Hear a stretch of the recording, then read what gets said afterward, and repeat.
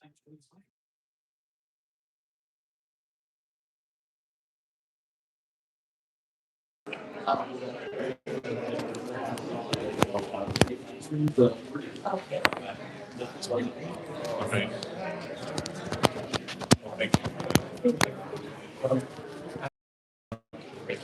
you sick? Good. How are you, sir?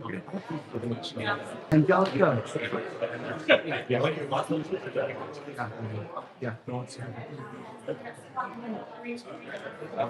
Don't even bring it up. Don't even mean it's fine. It's not. I showed him first.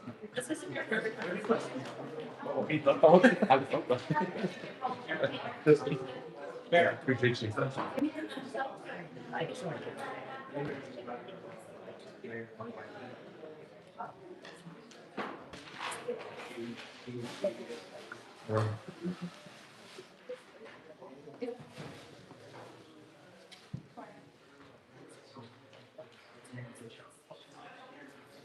I think we got space.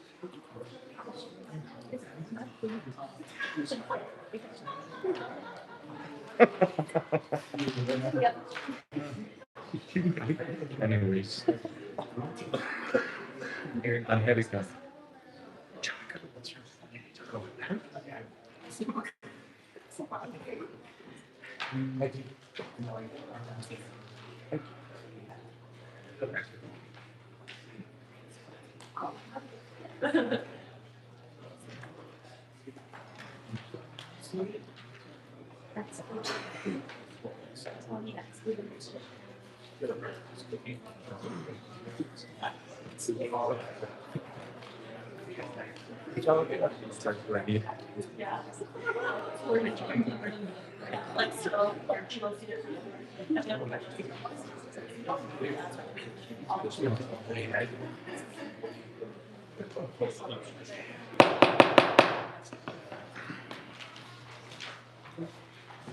Good evening, everybody. I'd like to call this city council meeting to order. Today is May 12th, 2026, and the time is approximately 6:04. Welcome, everybody. We could all please rise for the Pledge of Allegiance. Pledge allegiance to the flag of the United States of America and to the republic for which it stands, one nation, under God, indivisible, with liberty and justice for all. If everybody can remain standing, please. Do a quick prayer invocation. Councilor Peggy Sue Martinez. Thank you, Mayor.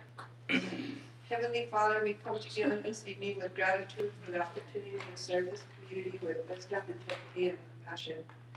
We ask for your guidance over this council meeting, that every decision, every discussion, every action taken tonight will promote unity, fairness, and the well-being of all citizens. During this public safety week, we especially lift up our police officers, our firefighters, emergency responders, dispatchers, all the staff at 911 and all the staff at the PD who are not officers but still nevertheless support this community. We ask you to protect them in their daily work as they serve our community. Grant them the courage in difficult moments, wisdom in their decisions, and the strength in the times of stress and safety as they carry out their duties. Bless also their families who share the sacrifice of their public service. Help us as leaders and neighbors to work together with respect and understanding, seeking the best for our city and the future generations. May this meeting be conducted in a spirit of cooperation, civility, and purpose. In Jesus' mighty name we pray. Also, Mayor, please join me in a moment of silence. First of all, I'd like to recognize Miss Rita Appel. She is our planning and zoning director and she was the elderly person that lost her life in an accident last week at Wocket. I also want to take a moment to recognize a very, very good friend of mine, passed away today. His name is Richard A. Martinez. The baseball field at high school is named in his honor. Richard was a lifetime educator, along with his mother, who lived to be 102. She was an educator all her life. They dedicated their whole life to educating the children of this community. He also worked at Santa Fe Indian School after retiring to public schools. He taught another 19 years at Santa Fe Indian School. He succumbed to his illness this morning. He's a very, very close friend of me and my husband. And he will be dearly missed. Again, that's your Jerry Martinez. Mr. R.A. Martinez was a very prominent member of our community, great coach as well. If we could spend some time for a moment of silence.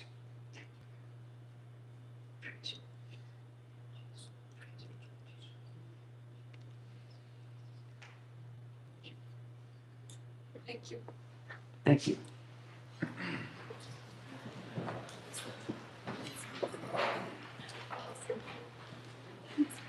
Madam Clerk, Angelica Serrano, if we could please call roll to determine the quorum. Mayor Dennis Salazar, Present. Mayor Pro Tem Justin Salazar Flores, Present. Councilor Flores Montoya. Present. Councilor Pedro Valdez, Here. Councilor Stephen S. Salazar, Here. Councilor Vicky Stu Martinez, President. Councilor Samuel Liu, Here. Councilor Daniel J. Martinez, Present. Councilor Aaron J. Salazar. Present. We have a quorum. Thank you. Next item on the agenda is the approval of the agenda. First of all, just to make a quick amendment, there is a typo. If you go down to the approval of the minutes for April 21st and April 28th, it states 2025. We need to put that as 2026. Again, it's just a typo. Councilor Ledoux.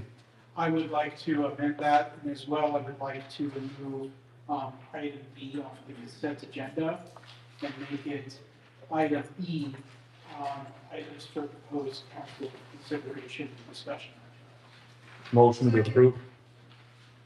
Okay, motion's been made by Mayor Pro Tem Salazar Torres, seconded by Councilor Stu Martinez with the amendments. All in favor, signify by saying aye. Aye. Any opposition? Motion carries. Thank you. Okay, next item of the agenda is our public comments. Anybody signed up for public comments? Mr. Ron Gallegos, Mr. Gallegos, welcome, sir. Just a reminder to the general public, there is a 2-minute limit on public comments. Welcome, sir. Thank you. Let's see, is this on? Yes. Mayor, councilors, general public. Mostly everybody knows who I am, and I did this 4 years ago to the previous administration. I'll do this again. I'm a man of many hats. I represent the Santa Cruz Irrigation District as the chairman. Many of your secas go through the city limits. They're represented by 2 counties, 2 pueblos, and additional areas that it goes to. I'm part of the Planning and Zoning Commission, which you just recommended me. Thank you very much. And I'll do the best job that I can. I represent the Veterans Memorial Wall, the Santa Cruz Yates subdivision, which the new park is coming up now pretty soon. So, like I said, I'm here to offer myself. I'm a retired educator like myself, and R.A. Martinez is a good friend of mine. We're good coaches together and stuff. But I'm here to offer my assistance in any committees or anything that you have. So that's who I am, and that's what I'll do for the city that I represent and that I like so much. Thank you. Thank you, sir.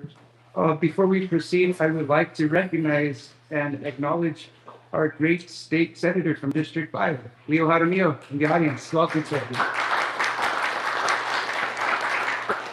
Thank you for coming, sir. We also recognize former councilor Alfredo Rivera.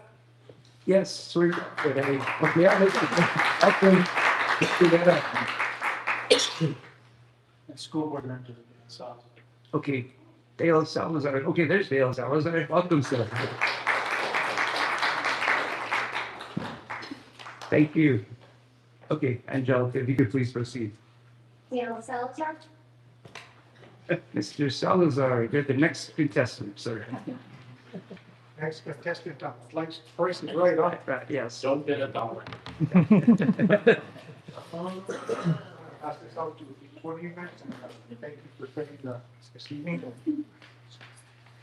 Listen to our discussion to have.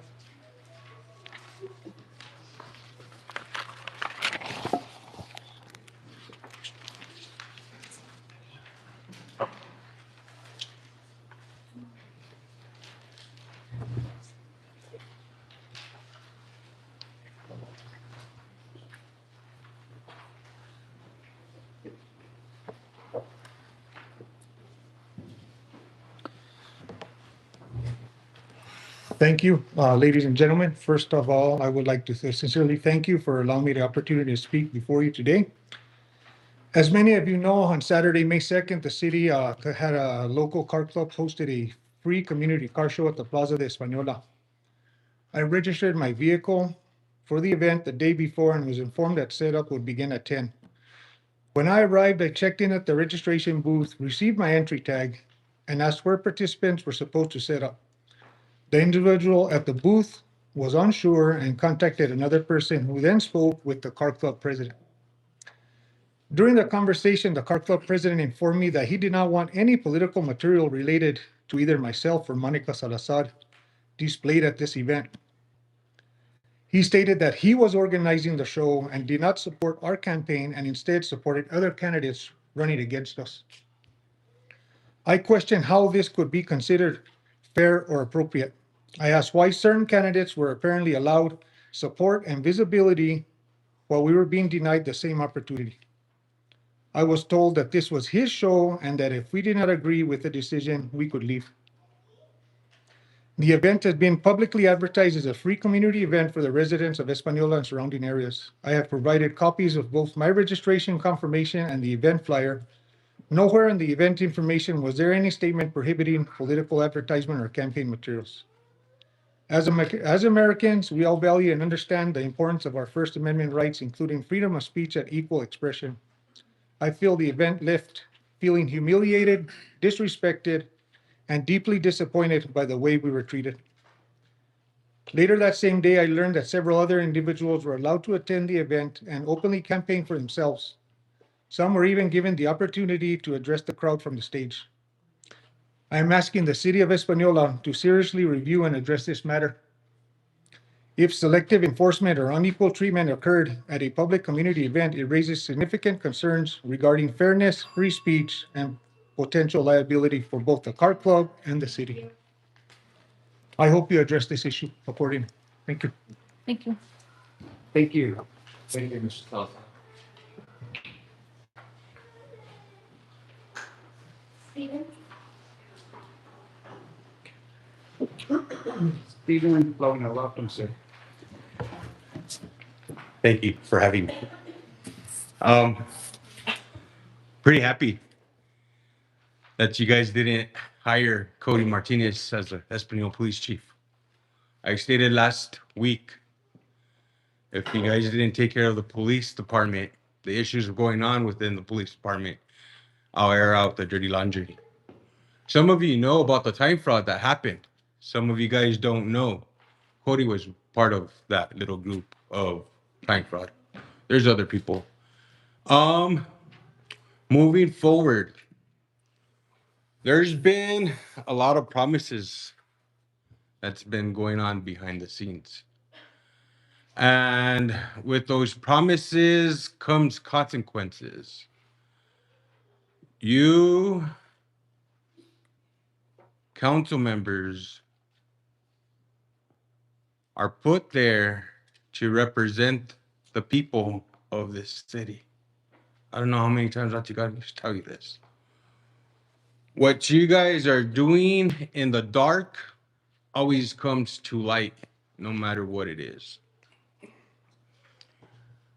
There is some shady stuff happening, going on with certain counselors amongst that diocese. And once I get the information, I will release it. I won't give you a time frame, but I will release it. I stated 4 years ago, and Miss Piggy laughed and John laughed, stating, by the time their term is up, they will be incarcerated for their actions. John left. John's being sued. The city of Española is clearing a lot of money from the city from taxpayer dollars. People have asked me, how come you don't sue? My time's up. Thank you. Thank you. Joanne Medina? Ms. Is it Medina, welcome. Thank you. Can I pass these out? Sure, yes, absolutely. I didn't make enough, but you pass those out.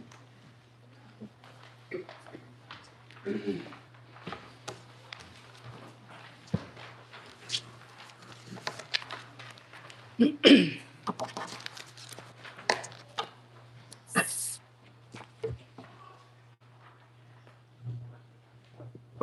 let me just make sure. Are we ready to go, timer? Okay. So good evening. I've made several attempts to reach out to the mayor and the governing body several times, and neither one of the three entities have reached out to me. As of today, I haven't heard of anyone or anything about Lowrider Day. Our team deems this event that the city has, that our city of Espanola is co-sponsoring for the next 5 years unethical and unprofessional with Good Times and the DNCU Financial Institute by using Lowrider Day, which has been posted and brought to our attention. We are the founders and the rightful organizers of Lowrider Day in Española. Lowrider Day has been well established since 2017 and has been still till this day, 2026, we're planning on this. It has been advertised through media, social media, newspapers, radios, books, podcasts, and YouTube. Huge thanks to our sponsors, co-sponsors, the Lowrider/Classics, the entertainment, the volunteers, the security guards, and everyone to mention has been very successful every year. We bring in revenue, we bring positive light, and we bring positive feedback to this community. We are here and we are looking for ways to resolve this conflict and not worsen it. To my knowledge, the majority of you serving in this community have been a part of co-sponsorship for Lowrider Day in the past years. I am concerned for people from the outside to see another conflict happening within our community alongside with our mayor. You all, the governing body, have the authority to amend, appease, or to make this right for the Lowrider community and the community itself. As well as to continue promoting this event, we will still continue. Thank you. Mayor, let's give her some more time. I mean, this is a very important thing just to finish her concern, just to kind of waive that. Is it okay? Give her the 2 minutes if you would get. Okay, and it's just a little bit more. Okay, that's allowed under, well, Arthur Medina, yeah, even if you speak with as long as. I'll speak for him. Okay, thank you. I appreciate you, Counselor. So you all, the governing body, I'm just going to back up a little bit, have the authority to amend, appease, or to make this right for the Lowrider community and the community itself, as well as to continue promoting this event for many years to come. This is to showcase nuestra fe y cultura with love, positivity, and passion. We all agree Lowrider Day is every day, but there is one day we celebrate it, and we are the organizers to this event. And so are you, because you are usually our co-sponsors or our proclamation writers. My thumb goes up to all the Lowrider enthusiasts that come out faithfully to represent our beautiful valley. But we celebrate this event annually. And the Lowriders, it's one big reunion, and it's a blessed time, and it's a happy time. And right now we are at the Farmington Museum, and the proclamation lays right next to our car. And I would hate for this to diminish between all of us, but it's going to continue. Thank you all for your time. Thank you. Thank you, Lolo. Yeah, thank you, guys.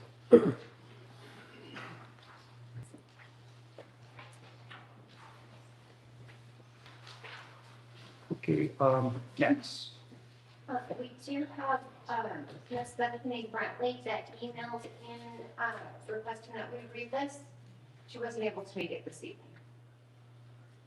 Good evening, Mayor and City Councilors. Sorry I'm not present tonight, but as you all know, family is more important. I have heard through the grapevine that a new interim chief of police has been decided, and honestly, I wish this person who we placed there from the beginning until a new chief was found. Maybe then we would not have lost those officers who just left. So I would like to say congratulations to Pablo, our marshal/interim chief of police. I know you will do good things. Also, hi Johnny, I hope you're enjoying retirement. As always, Espanola, please remember the new shelter. Free spay neutering with a $20 refundable deposit. Go online to their website or call 505-753-8662, extension 200 to schedule an appointment. Bethany. Thank you, ma'am. You did a good imitation of her. That concludes public. Okay, great. Thank you. Thank you for all the public comments. Next item on the agenda are matters from the mayor. We will start with a proclamation for National Police Week. I'm going to ask our chairman of Public Safety Committee, Mayor Pro Tem Justin Salazar Torres, to read the proclamation. Thank you, Mayor. Official proclamation of the City of Española, New Mexico, United States of America. Whereas National Police Week will be observed Monday, May 11th to Saturday, May 16th. And whereas the service and sacrifice of all officers killed in the line of duty will be honored during the National Law Enforcement Officers Memorial Fund's 38th Annual Candlelight Vigil on the evening of May 13th of 2026 in Washington, D.C. And whereas May 15th is designated as Peace Officers Memorial Day in honor of all fallen officers sacrificed, and whereas the names of these dedicated public servants are engraved on the walls of the National Law Enforcement Officers Memorial in Washington, D.C., and whereas 363 new names of fallen heroes are being added to the National Law Enforcement Memorial this spring, including 109 officers killed in 2025 and 254 officers killed in the previous year. And now, therefore, Mayor Dennis Tim Salazar of the City of Española, along with the City Council, recognize the ultimate sacrifice given by our dedicated law enforcement officers and publicly salute the service of law enforcement officers in our community and in communities nationwide, do hereby proclaim the week of May 11th through May 16th, 2026 as Law Enforcement Officers Week in the City of Española, and ask residents to join in recognizing the sacrifices of the brave men and women who have dedicated their lives to protecting and serving the citizens of the United States, and especially in the City of Española. Where hereby is attested, because the seal of the City of Española to be affixed this 12th day of May in the year of our Lord 2026. Mayor Dennis Tim Salazar. Thank you, sir.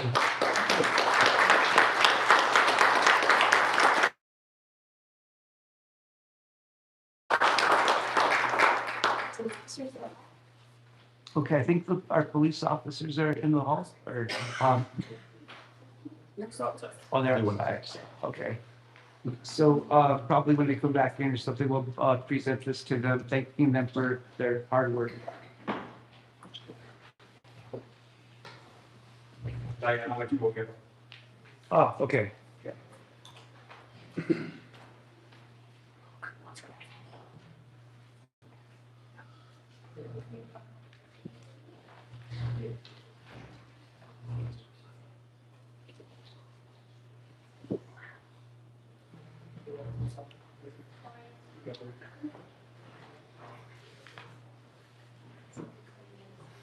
Okay, thank you.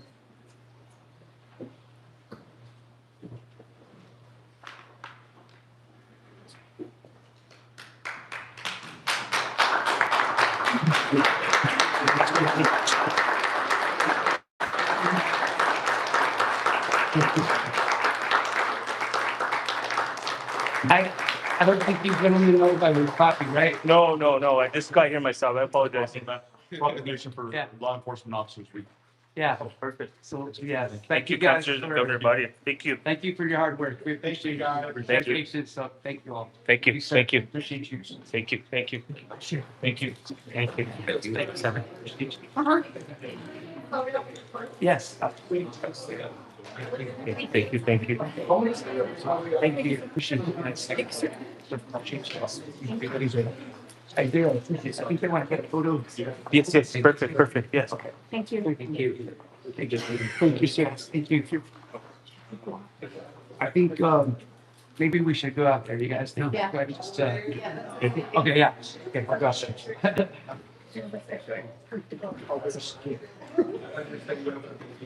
Sorry.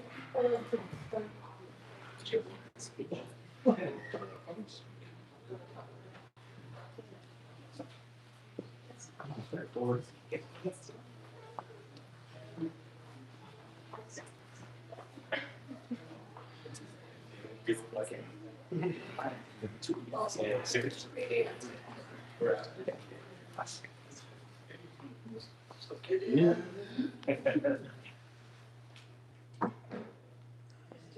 a good old picture.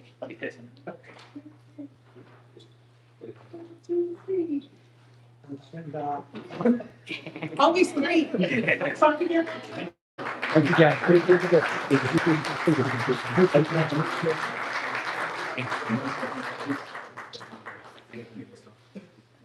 you. Do that, put in the office.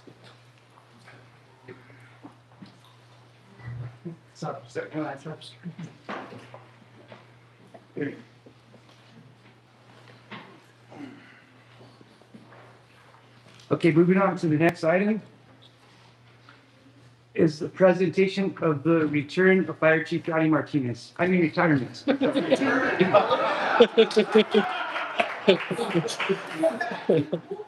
think Chief was coming out of is that right? Mr. Johnny Martinez, if you could come forward, sir. Mayor Pro Tem, councilors.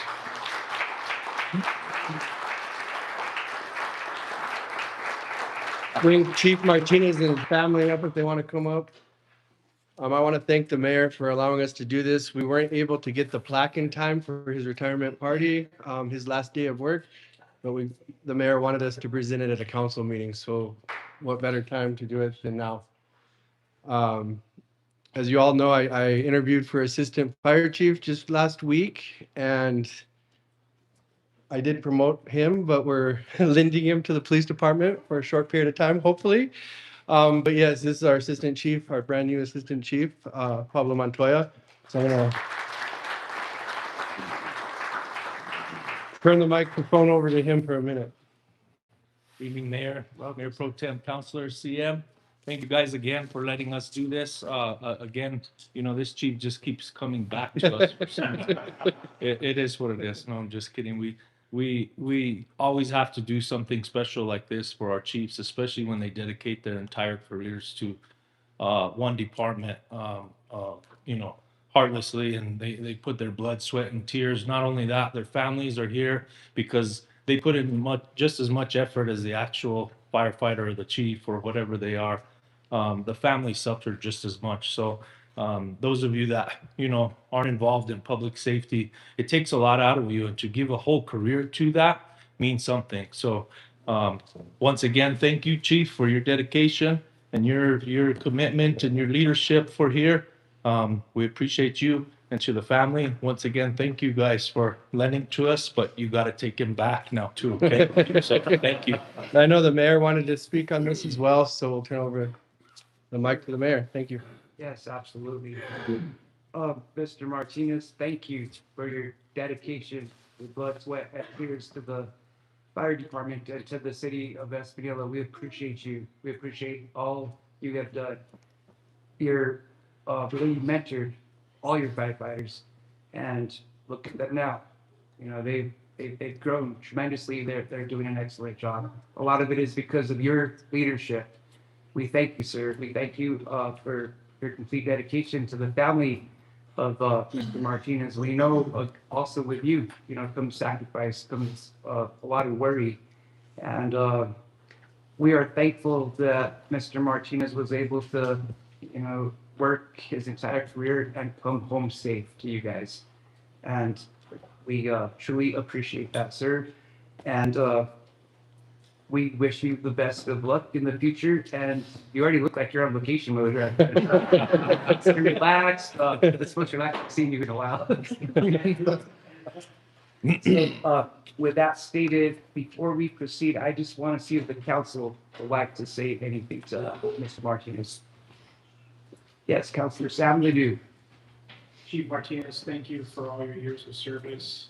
The last 2 years getting to know you, you always were incredibly dedicated to your department, always showing up even to committee meetings about fire trucks in the middle of the night.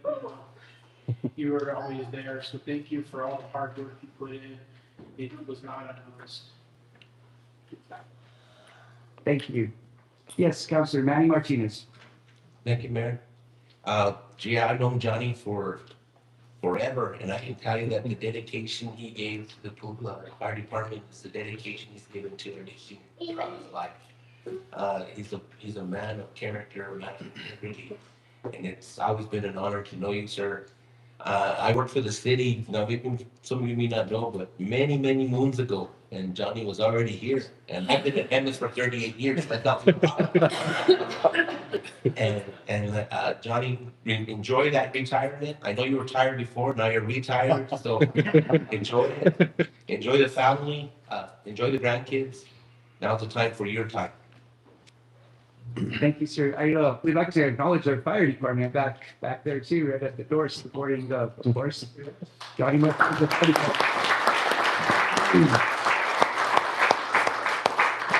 Who's next? Councilor Peggy Sue Martinez. Oh, you don't come yourselves, go ahead. Okay, Councilor Steven Salazar. Chief, congratulations. You'll always be known as Chief. Always.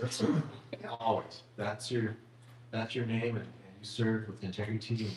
Thank you so much. Appreciate you. And thank you. And the family, thank you guys. 3 generations of Martinez right there. Thank you guys so much. Thank you, Councilor Peggy Sue. Thank you, Mayor. Thank you, Fire Chief Johnny Martinez, for your witness testimony. Talk about going way back. I mean, we started first grade together. It's a long time ago. We were the same part of our lives, knowing each other forever. I think. One of the best things about your leadership is your ability to relinquish a little bit of power. And sometimes when people get into a position of leadership, they want to grab the reins and hold on to it tight until they sort of choke the life out of things.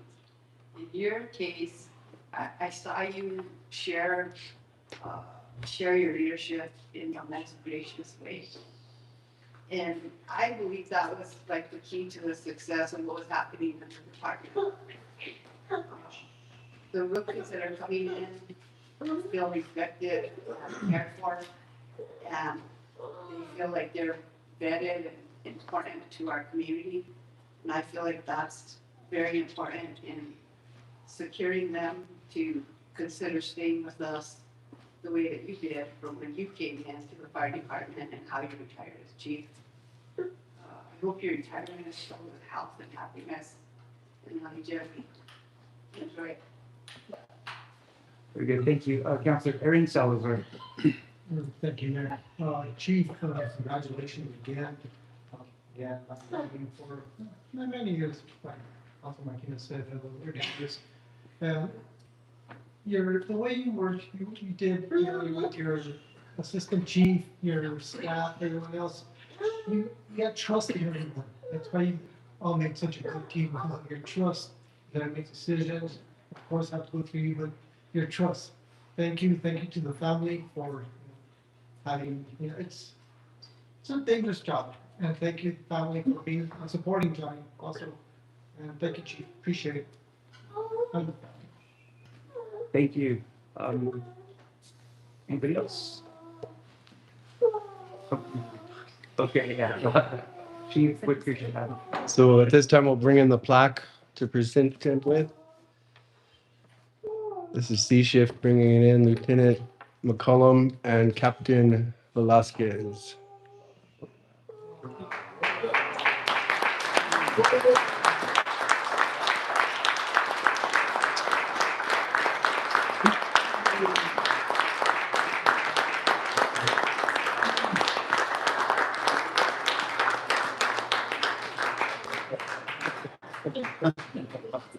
Chief. Beach.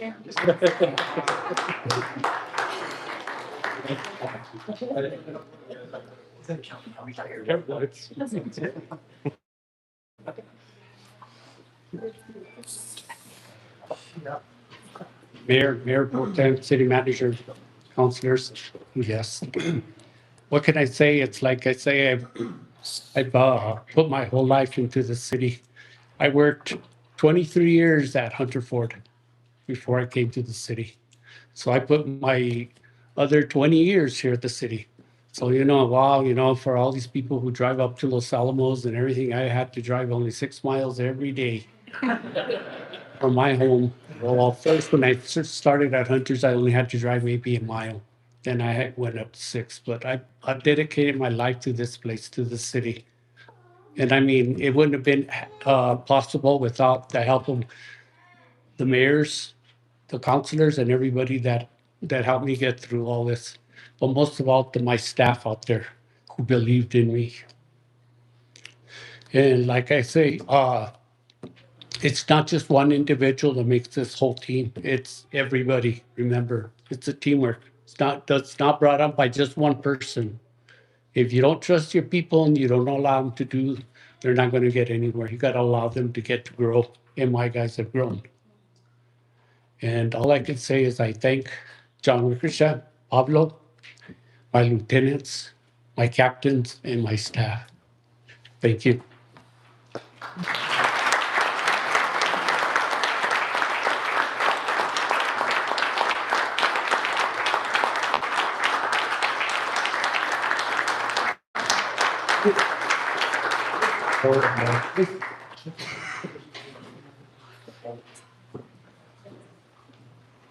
Oh, yeah, it's awesome.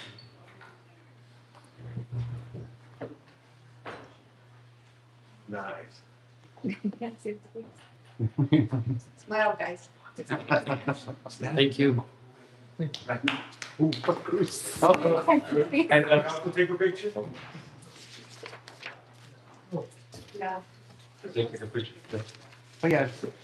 Take a picture too. Well,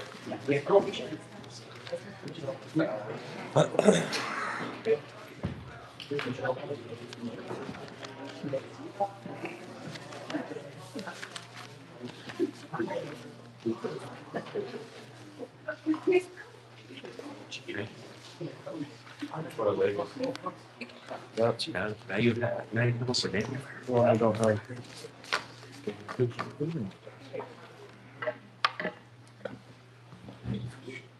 Excuse me there.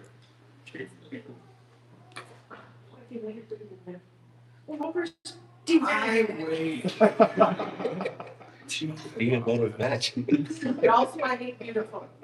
Nice. Love it. Brenda, stay there. Brenda, sit there for the rest of the meeting. Right here.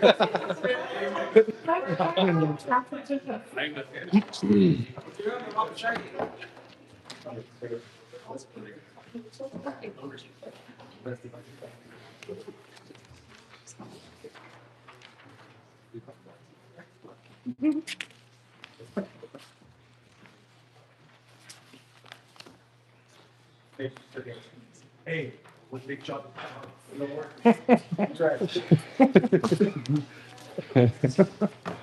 I'm tired. See you next week, Justin. Okay, thank you. That was a beautiful class. Moving on to this, yeah, absolutely. Okay, so moving on to the next item is the presentation of commendations to C-Shift firefighters for the Riverside Fire. Giving this over to Chief Wickersham. So good evening, Mayor, Mayor Pro Tem, councilors. Thank you for having me again. So as you all know, we had a large fire the other night, Friday night, a couple weeks ago. And it was C-Shift that was on shift that night. And I just this is gonna be recognizing them and the staff that came in that helped. We do have acknowledgements for the other fire departments that helped us that night as well. The mayor signed off on them. Just thank you. Certificates that we're going to give all of the departments that came out and helped us. Chimayo, Santa Fe County, La Puebla, our Riba counterparts over there. Rio Grande Fires here, the chief, Kenneth, thank you. But tonight is more about our department that we're first on scene. C-Shift. And that's Captain Velasquez and Lieutenant McCollum, and then the firefighter Montoya, firefighter Vasquez, and firefighter Valerio. That's C-Shift. Captain Velasquez, along with Fire Marshal Pablo Montoya, were there the whole time. They showed up at 5 that Friday night and stayed until Monday morning, or till Monday, sometime Monday. So I'm going to turn it over to Assistant Chief now, or interim police chief, whatever you want to call him. But yeah, so we just want to recognize C Shift at this time. So if you guys want to come on in, this is C Shift, Damian Velasquez, Lieutenant McCollum, and then the firefighters that were there that night.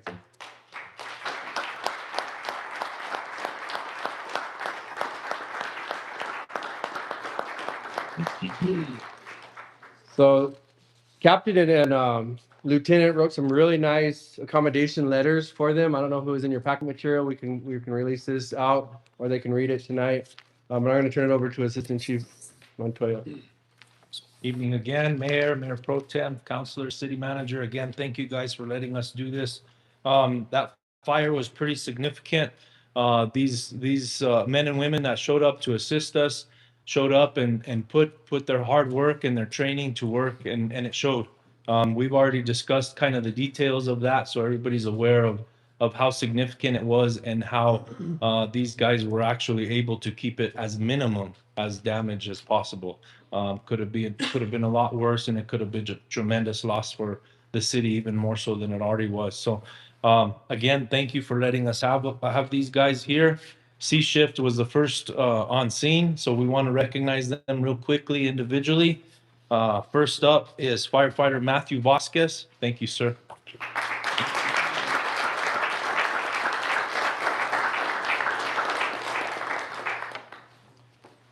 Next is firefighter Christopher Montoya.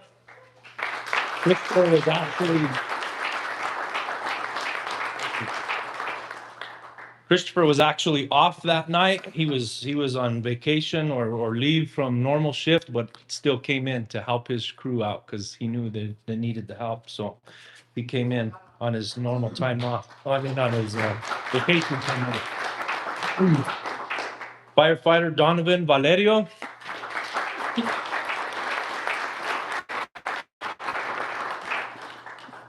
Donovan's one of our newest firefighters, and he showed up and he showed a lot of commitment, and even the short time that he's been here showed what he has.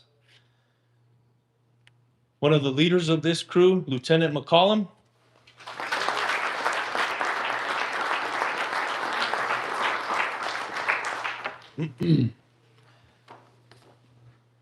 This individual, like Chief Wickersham said, showed up that evening. He was the captain in charge that evening. Again, he chose. Nobody made anybody do anything. Nothing was mandatory at this time. He chose to stay here. He was supposed to get off the next morning, return home to his family, and he chose to stay here. And he came back, and we stayed here throughout the entire weekend on into Monday. So thank you, Captain Blackwood.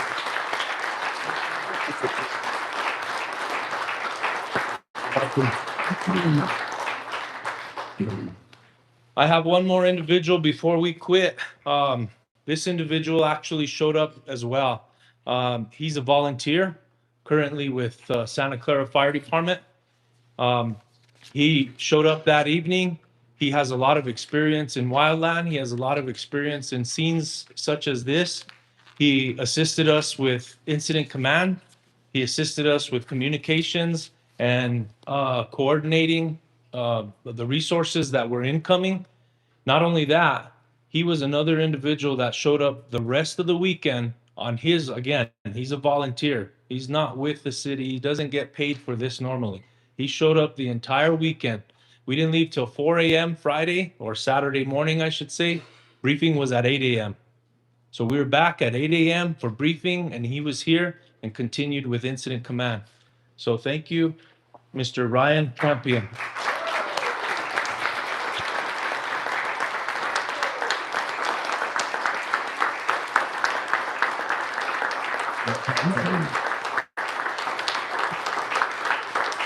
Like I said just a second ago, he's with Santa Clara Fire Department, which also needs to be recognized tonight because they brought a lot of their resources, a lot of their volunteers in through here, their command staff, as well as some of their administration.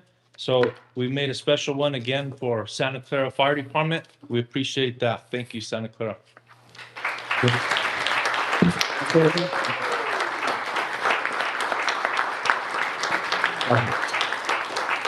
Turn over the microphone to Lieutenant McCollum real quick. Mayor, Mayor Pro Tem, CM, councilors. We had a fire that night that was pretty extreme. And not too many people have maybe seen a fire like that in their life. I know our rookie definitely did not. I want to first point him out. Him and Matthew Vasquez, firefighter Vasquez, those two were the ones on the west head of where that single white trailer was saved. When I left them there, it's fire I've never seen in my life, blowing over the top of us, starting fires behind us and right next to the trailer. The fact that they were able to save that makes me one very proud lieutenant of them. So, thank you.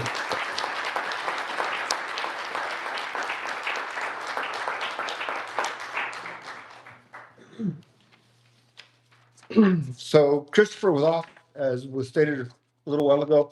He came in, teamed up with me. We held Avanu, made sure nothing happened at Avanu. Shortly after that, I got him a reassignment. He went out to the south wing down by where Santa Clara was. And during his time there, he recognized some dangerous things going on down there. He reported that back to IC. He also noted that the person in charge of that area had disappeared. He instantly stood up, took responsibility of that area, called into IC and informed us that he was now in charge. I wanted to say thank you to Chris because it showed the fact that he's growing into a very strong leader, somebody willing to take responsibility for what's happening on an incident like that. And we truly appreciate Christopher.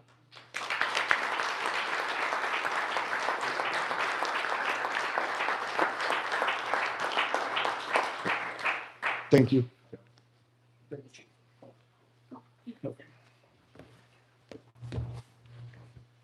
I think that's it, Mayor. Thank you, guys. I do want to just thank the department, the other departments that were out there, and we do have certificates for them as well. Thank you, Mr. Captain. If you don't mind speaking, are you okay with speaking? We're only on the radio. I would just like to state that that night just totally blew my mind when I got there. Saw Mr. Campion and of course Chief Wickersham, the two individuals take full control. No panic, nothing like that. Just, they did what they needed to do. They gave orders to all of the fire departments, everybody, from that was helping, all the way from Santa Fe to Los Alamos to everywhere. And they did it like nothing, like it's just another day of work, really calm. That helps to keep the firefighters calm and their mission, what they needed to do. And because of that, all of you saved so many structures, lives, potential lives that could have been lost. And you guys did it like just another day, like no pressure. And my mind was blowing and I was just in a panic running back and forth. But I see you guys and it's just totally blew my mind and just made me so proud to see that. And from the bottom of my heart, on behalf of the city of Espanola, thank you guys. It's just simply amazing. So that's why I say, Mr. Campion, you're not off the hook. If you don't mind saying a few words, sir. Mr. Mayor, Mayor Pro Tem, City Manager, City Councilors, kind of caught off guard here. So, it was just another thing that had to be done that night. Espanola got the called us in for the mutual aid on it. The way that thing was growing, as Lieutenant McCollum said, this is some kind of fire I myself have never seen. I've got over 20 years doing wildland experience. And the way that thing was that night, we stood the chance to lose a lot, life and or property. Espanola did an amazing job. All the other departments that came in, all the Rio Arriba County counterparts, Santa Fe County counterparts, Los Alamos, everybody came together, we collabed, and we were able to get a handle on that thing.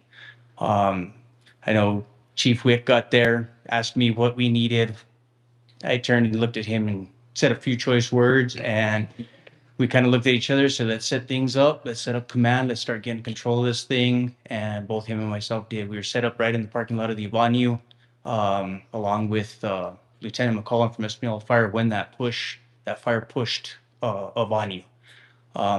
Like Lieutenant McCollum said, that fire came over the top of us in ways that I had never seen before.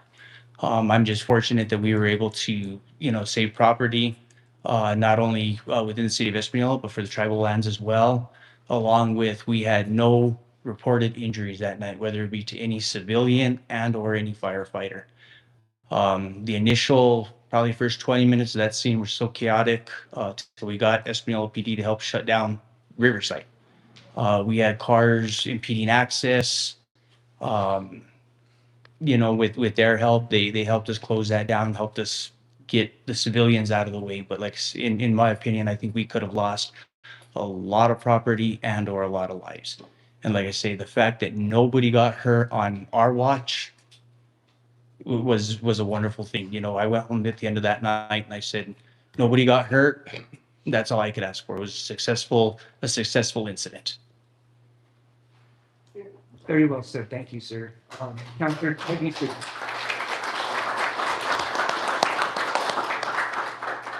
of all, thank you to our fire department for the incredible work you do in preparing for something like this.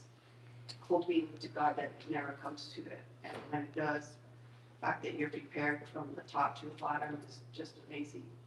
All that training, all those steps that these guys have done, all those poses that they've pulled, all that stuff that you guys have done that I've seen time and time and time again. But these guys are not running fires, they're training, and they train hard. If you want to see it, go up to the training center any given day of the week. Whatever staff is on there, they're busy, they're working, they're hustling, they're doing whatever it takes. I want to call out Mr. Kenny there in the back in the Lila Fire Department for your efforts in coming to mutual aid to the city of Espanola and to this fire. It's that kind of collaboration that makes Espanola so special. In all the years that I chaired public safety and everything that I've done, there's been two constant things for sure with our fire department. One, that we always have had mutual aid. People have always come to the rescue of us, no matter how big or small the fire is. We could count on La Mesilla, we could count on La Perla at times, we could count on San Pedro at times, we could count on Oquehuique, we could count on Santa Clara. Sure, we'll be able to work more closely with the two departments that are in-house right now. But one thing that we've always been able to count on is Ryan Captain being in the scene.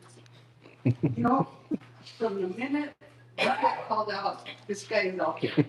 The minute we get called out, he doesn't wait for his department to say we're going, he's here. And the beauty of it is, he's the first guy here and the last guy here.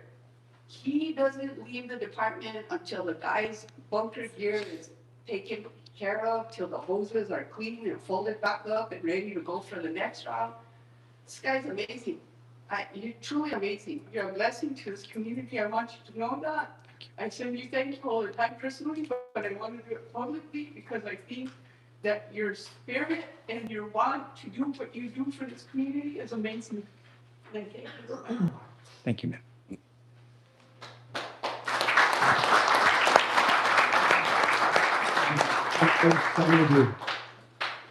I'll yield to Felicia. Okay, sorry about that. Councilor, Bishop, would you like to try? Thanks, Counselor. So I want to echo what my fellow Counselor Peggy Sue said and thank everybody for your efforts. But Cappy, so I call you right. So I finally get to say this like my other fellow counselors, we go way back, you and I. And it back then in middle school, he was always worried about everybody. So the way he is now, he's been since he was young, since he was a teenager. Whenever there was a fire, don't kill me for this, but he's been a volunteer, right, listening on his radio. We'd be out doing something, I don't know, football game, basketball game, he got the call, and there went Skippy. And it was all, so it's very good. It's very nice to still see you serving this community. All of us back then, middle school, high school, knew you had our back then, And so I appreciate you. It's a privilege to know you and call you my friend. So thank you. Thank you.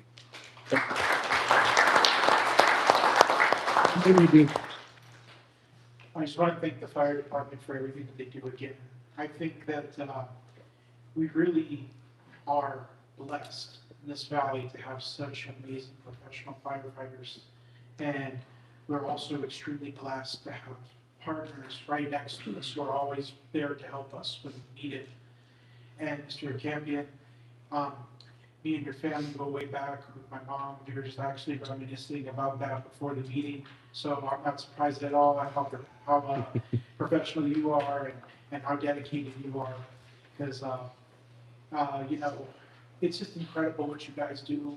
My mom, growing up, my mom was the secretary for the fire chief of Los Alamos. And I learned a lot about what firefighters go through and talking to her about that. So we really can never thank you guys enough for putting your lives on the line for us. And, you know, I just thank you. Thank you so much. Thank you. Mayor Pro Tem Salvatore. Thank you, Mayor. Mr. Campion, we go way back. You know, I did 20 years in the funeral service. I knew all those years, anytime there was a Phoenix. So, but thank you. But most of all, the rest of your family, thank you for lending him to us. We appreciate you and God bless you guys always. Thank you.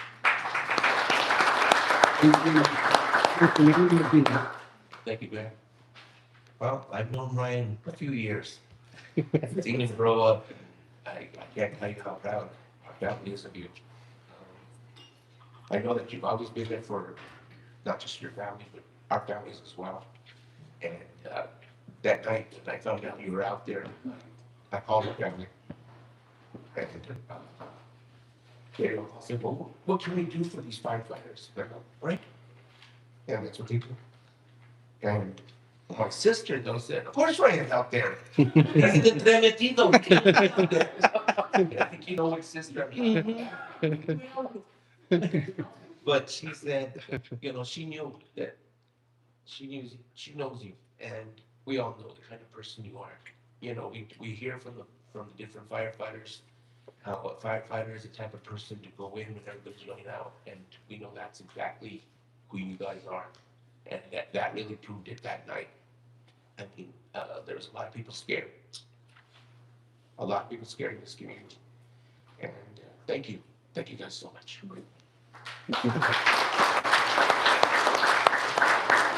Thank you. Anybody else? Thank you all. Chief Wickersham, Mr. Campion, Assistant Chief Pablo Espinola Fire Department, City of Espinola Police Department, so many other city employees. We can just write our immediate. We cannot thank you guys enough. So we appreciate you all. Thank you. Thank you, Mayor.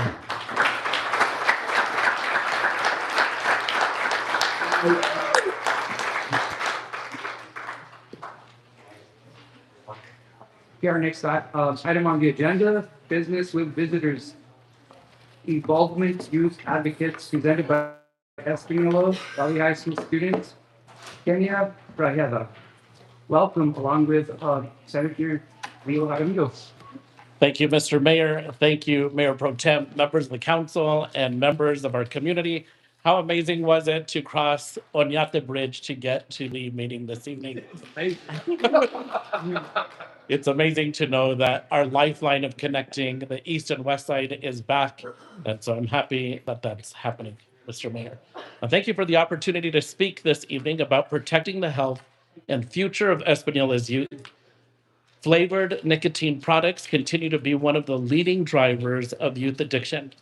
These products are intentionally designed with flavors, colors, and packaging that appeal to young people while making the harsh chemicals an addictive nature of nicotine.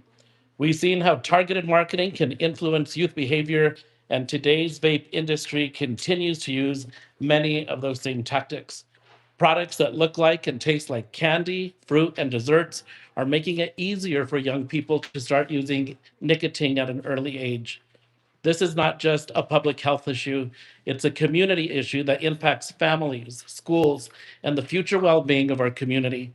Across this country, across this state, local governments are taking action to reduce youth access to flavored nicotine products and help prevent addiction before it starts. Now, right here in New Mexico, we also have the opportunity to continue conversations about policies that put the health and well-being of our children first. This past legislative session, I had the opportunity to meet with students at the Roundhouse to came to advocate for stronger protections for our youth. Now, listening to them speak, Mr. Mayor, about the impact those products are having in their schools and communities was powerful, and I support their initiatives. This evening, I'm also honored to be alongside my good friend Kenya, a student at Espanola Valley High School who represents the next generation of young leaders speaking up for healthier communities and a stronger future for New Mexico's youth, a woman who one day may be seated in the New Mexico Senate. And I want to thank Involvement Youth Advocates and the young leaders from across New Mexico who are working to create your communities and protect future generations. Protecting our youth should always be bigger than politics. This is about prevention, public health, and making sure every child in New Mexico can grow up healthy and thrive. And with that, Mr. Mayor, I yield to Kenya. Thank you, sir. Okay, Kenya, welcome. We're proud to have you. Thank you. Mr. Mayor, Mayor Pro Tem, members of the council, my name is Kenya Grajeda. I am a sophomore at Espanola Valley High School, and I have been with Involvement for a few months now. Today, I will be discussing the No Minor Sale campaign.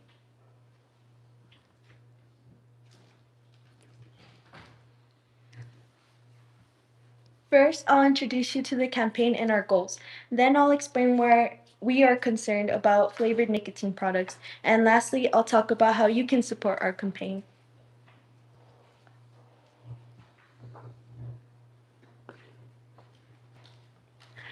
During this presentation, we will discuss nicotine and tobacco products. I'd like to note that No Minor Sale is focused on preventing commercial tobacco use and not traditional tobacco use. Commercial tobacco products are mass products and contain high levels of nicotine, whereas traditional tobacco is used for tribal ceremonies, healing, prayer, and offerings.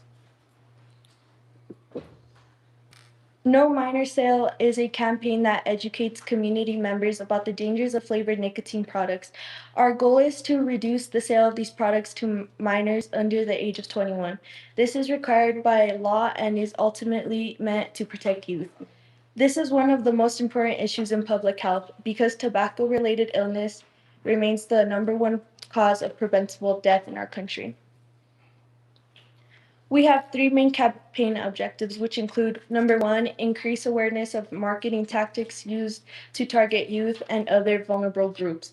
Number 2, to generate concern across the state for this problem. And number 3, to build support for policies that protect youth like nicotine flavor restrictions. 2 programs help to accomplish these goals. The first is Involvement, which is a youth engagement program where high school students are trained to become youth advocates. The second is the Adult Volunteer Program, where any New Mexican 18 or older can also be trained to work on campaign efforts. Both programs work to gain support for No Minor Sale at community events, partner presentations, and key decision maker meetings. Now let's discuss why we are so concerned about flavored nicotine. As you can see on the left side, there are ads meant for kids like gaming and candy ads. On the right side, there are vape ads. Do you see a difference? This tobacco industry creates colorful ads and fun flavored products to appeal to younger audiences. This is concerning because young brains are highly vulnerable to nicotine addiction. Tobacco companies are aware of the science behind this and target youth to get them hooked early so they develop a lifelong addiction. Lifelong addiction equals lifelong customers, which equals more money. To further drive the point of the dangers of dangers of flavors, according to the 2024 National Youth Tobacco Service, among youth who vape, about 88% use flavored e-cigarettes. 6 states and over 400 local governments across the country have addressed the issue by restricting flavored nicotine. This means New Mexico can also take steps to protect our community and make a difference. Another flavor we are concerned about is menthol. Menthol is naturally found in peppermint and can also be produced in the lab. It has a smoother flavor and is heavily marketed by tobacco industry. It is the last remaining flavor to be sold in combustible cigarettes. All other flavors were banned back in 2009. Also, according to a recent study conducted at UMass Medical School, menthol is believed to cause stronger dependency. Because of this, menthol cigarettes can be easier to start and ultimately harder to quit.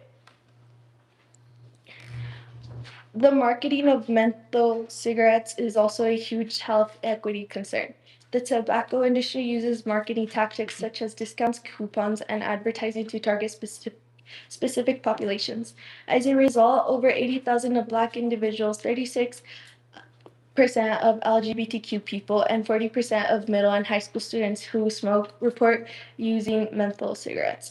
Because of this, health equity is another major concern we're fighting for. The FDA did try to ban the sale of all menthol flavored cigarettes back in 2022. However, the White House decided to withdraw this rule. That's why it's important to continue gaining support. Even with the flavor ban for combustible cigarettes back in 2009, menthol remains on the market, but this can change. Like I mentioned earlier, 6 states and almost 400 local governments across the country have actually restricted some or all nicotine products. This shows how important this issue really is. We have a lot of work to do, but we hope that by raising awareness regarding how dangerous flavored nicotine is, we can ultimately help encourage change.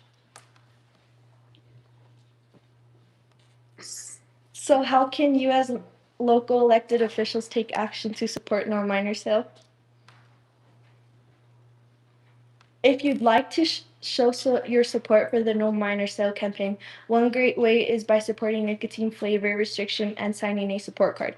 We can actually send those support cards to you virtually. It's quick and easy to sign. And of course, if you have any questions or want to learn more, feel free to reach out to our campaign manager with No Minor Sale.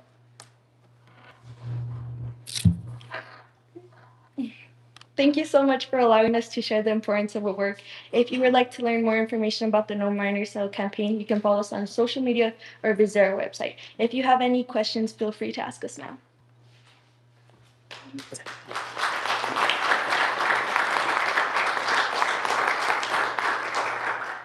Great job, Kenya. You did a wonderful job. Wonderful presentation. Thank you for that. Do you guys at this point have anything to add before I turn it over to the council? I was just gonna say, Mayor Pro Tem, members of the council, thank you so much for allowing us the chance to do this presentation with our Involvement Youth Advocate. I'm the No Minor Sale campaign manager, so I'm not just some random person. I'm sitting with Kenya. So if you have any questions that Kenya may not know the answer to, I'm here to provide some answers. So thank you. Very good, thank you. Councilor Sam Ledoux. Thank you guys so much for coming and showing this to us. It is a very important topic. My wife used to work at Fairview Elementary, and I can tell you, as young as third grade, there's flavor vapes being confiscated from kids, and it's a huge issue. It's a giant issue. I think that these kids are getting addicted to tobacco, but nicotine very young. It's way worse than the problem was in my school. When I was in school, there was like prime times and stuff like that. They would sneak into the school. Now, with these vapes, they can order them online. They can order them. There's so many. There's like no restrictions, and they order them from Chinese companies that have no health regulations. We have no idea what they're puffing, and I think that there's something that drastically needs to be done. And then I'm also very concerned, which I was surprised was not mentioned, is the nicotine pouches. They have become a huge problem, and they're a lot more difficult to detect for teachers and people at schools. They're basically flavored nicotine pouches that they stick into their mouths, and you can't smell them, you can't see them, they don't have to chew them. There's no, they don't have to use a bottle or like other tobacco products. I think those are the most concerning right now, because I feel like the ability to hide them is much easier than the vapes. And we need to do something, because I'm telling you, these kids that are graduating high school, they're completely addicted to nicotine, and it's going to have some major consequences down the line. So I would love to talk to you and figure something out. Thank you. Thank you. Councilor Peggy Sue Martinez. Thank you, Mayor. Thank you, Senator. Thank you, Kim. And thank you for this presentation. My question first and foremost is for the senator concerning where the state stands on this and what the plan is moving forward. And if you believe that it's important for the city to enact its own law or do a resolution suffice. Mr. Mayor, Mayor Pro Tem, members of the council, we've seen legislation try to go through which would ban nicotine, but didn't make it past other than its first committee. We'll continue to introduce the bill. And so I don't want you to make a decision on the fly, but together collectively, maybe at another time at a working group, think about that. Kenya's made a commitment that she's also going to present to the Espanola Public School Board to talk about the dangers of nicotine so that they're aware of what's happening within Espanola Valley High School. Then collectively, we can work on what we can do both as a school board, within the city of Espanola, and with the state when we see that legislation again. I want you both to know that the city of Espanola is committed to the public safety and children's safety at large. And I feel like this is something that is a no-brainer for every counselor, and I'm sure that everybody on this dais feels the same way that I do concerning the enormity of the problem and how it needs to be tackled. Appreciate it. Thank you. Thank you, Councilor Manny Martinez. Thank you, and thank you for your presentation. You did very good. Thank you. I'm sure everybody.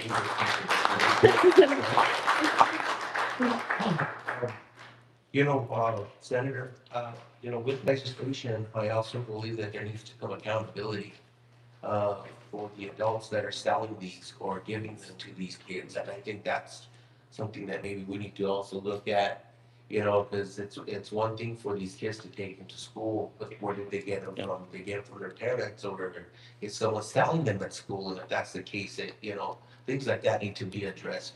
I do believe in accountability, and I think that's where it kind of starts, because we can punish the person all we want that's already hooked on this nicotine, but what about the person that's selling it? I think that's the problem. Those are the problem. Thank you, Counselor. That's a great point. And so we should be treating this as an adult who gives alcohol to a minor. Yeah. And so I'll take that back to the bill sponsors when we draft the legislation again. Thank you. Mayor Pro Tem Salazar Torres. Thank you, Mayor. Senators, thank you so much for your presentation. First thing we can do is sign on, right? I saw that pledge card or whatever. So send it to us. The first thing we can do, first that we can do, so save some time. I would caution you on that, just because if it becomes where it comes down to the cities doing it, and we all have already committed, then I don't know if you can, I don't know about this. Just send it on over and we'll figure the logistics out later on. Very good, thank you. I'll send it to all my friends. Send it on over. And I have a big family. Councilor Steven Salazar. Thank you, Senator, and guests today. I wholeheartedly support you. However, we can help you. We can collaborate with Greer County and Santa Fe County. We can get this done immediately. It's if you look at a little vape cigarette or whatever, it looks like a toy. It looks so shiny. It looks so pretty. It looks so attractive, and it comes in bubblegum flavors. You just want to try it yourself. But it's not good for minors at all. It's not good for kids.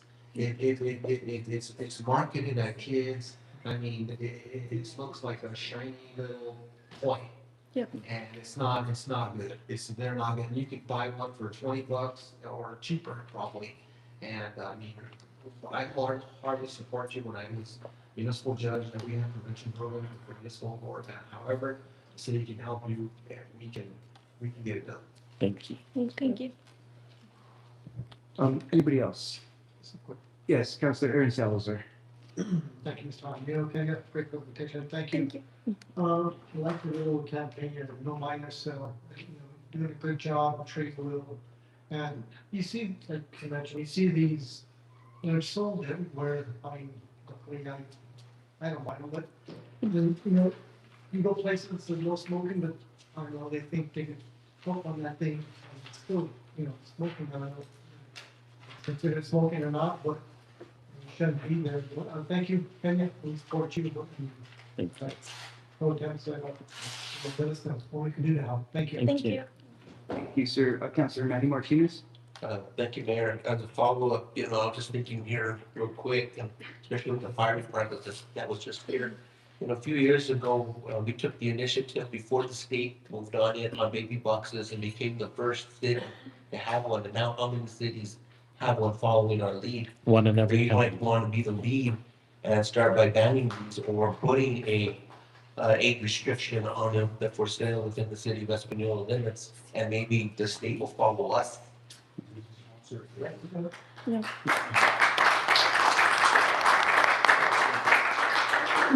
Okay, thank you. Anybody else?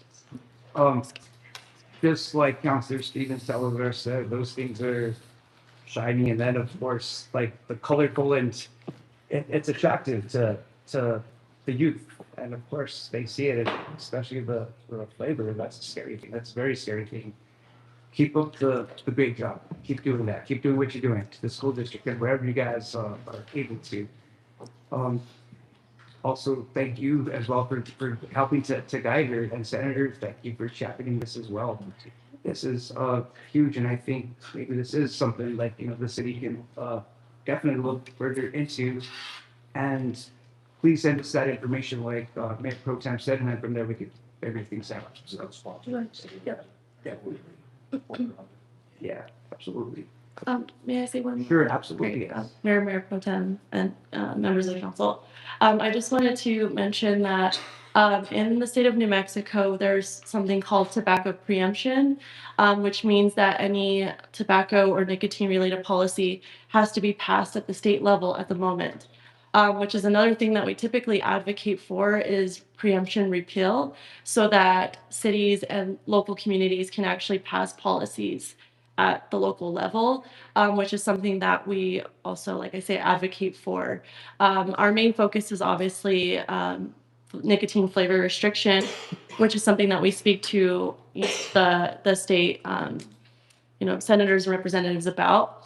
But that's why I think it's really important for us to go to different city councils, county commissions, village council meetings across the state and try to collect those support cards, because the support cards it's just your name and then just a quote as to why you think it's so important to protect youth from these products. And I think that that's really important information that we can then bring to the state when we go to like the legislative session. We can show that information and show how much support we have for things like nicotine flavor restriction. So if you all do decide to sign that, it's really helpful for us to get something passed at the state level, which is why it's really important for us to continue gaining that support. So I just wanted to make a comment about why those support cards are so important. And yeah, just wanted to kind of clarify. Thank you for that. That's a wealth of information. Thank you. Of course. As far as, yes, Councilor Dunleavy. I also think it's important to push for the state level action, because a lot of them are getting around it. Like, we want to talk about punishing adults.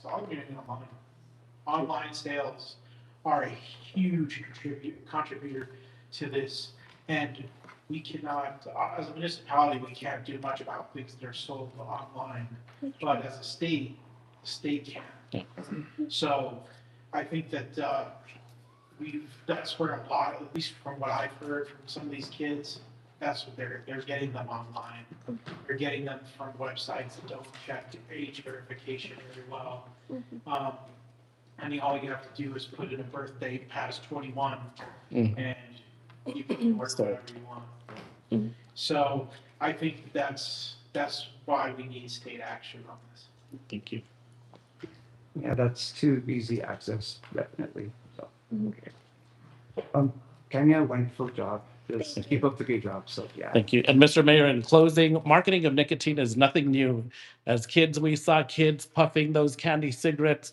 Our older sister, Loretta, you knew she had a rough week when she took her candy cigarettes out to the playground. But the truth of the matter is that was a way to get kids to think smoking was cool.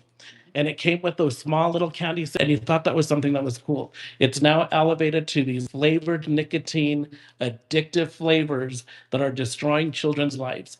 And not only that, we're seeing that in schools, when they panic, when teachers come in, they're trying to flush them down the toilet, and they're causing major infrastructure damage by trying to flush those devices. We look forward to championing with you and teaming with you. We're hopeful that our bill gets passed this coming year, and we'll keep you posted. Thank you so much. And a point of order, Kenny and I are wanting a selfie before we leave.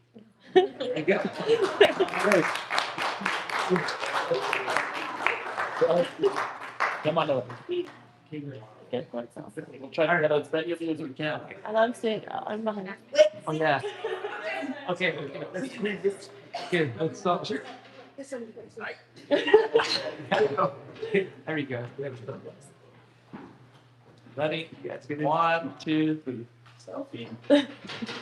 Muchísimas gracias.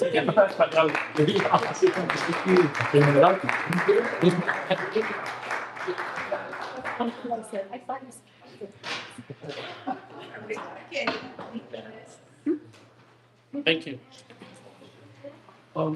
Yeah, we can.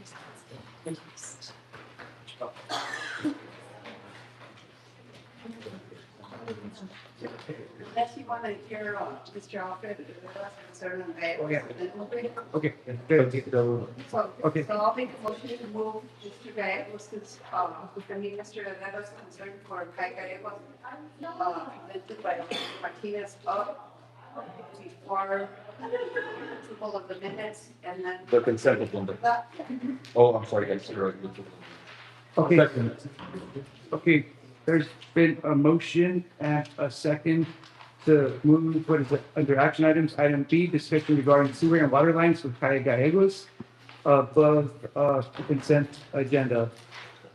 I'm sorry? What's, yeah, I'm sorry, okay, vote for approval of the minutes. Discussion. Hearing none, all in favor, signify by saying aye. Aye.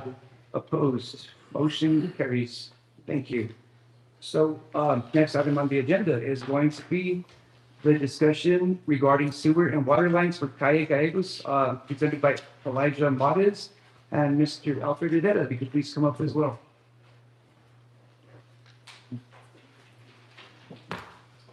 Welcome, Mr. Udetta. How are you? Hey, how's it going? Good.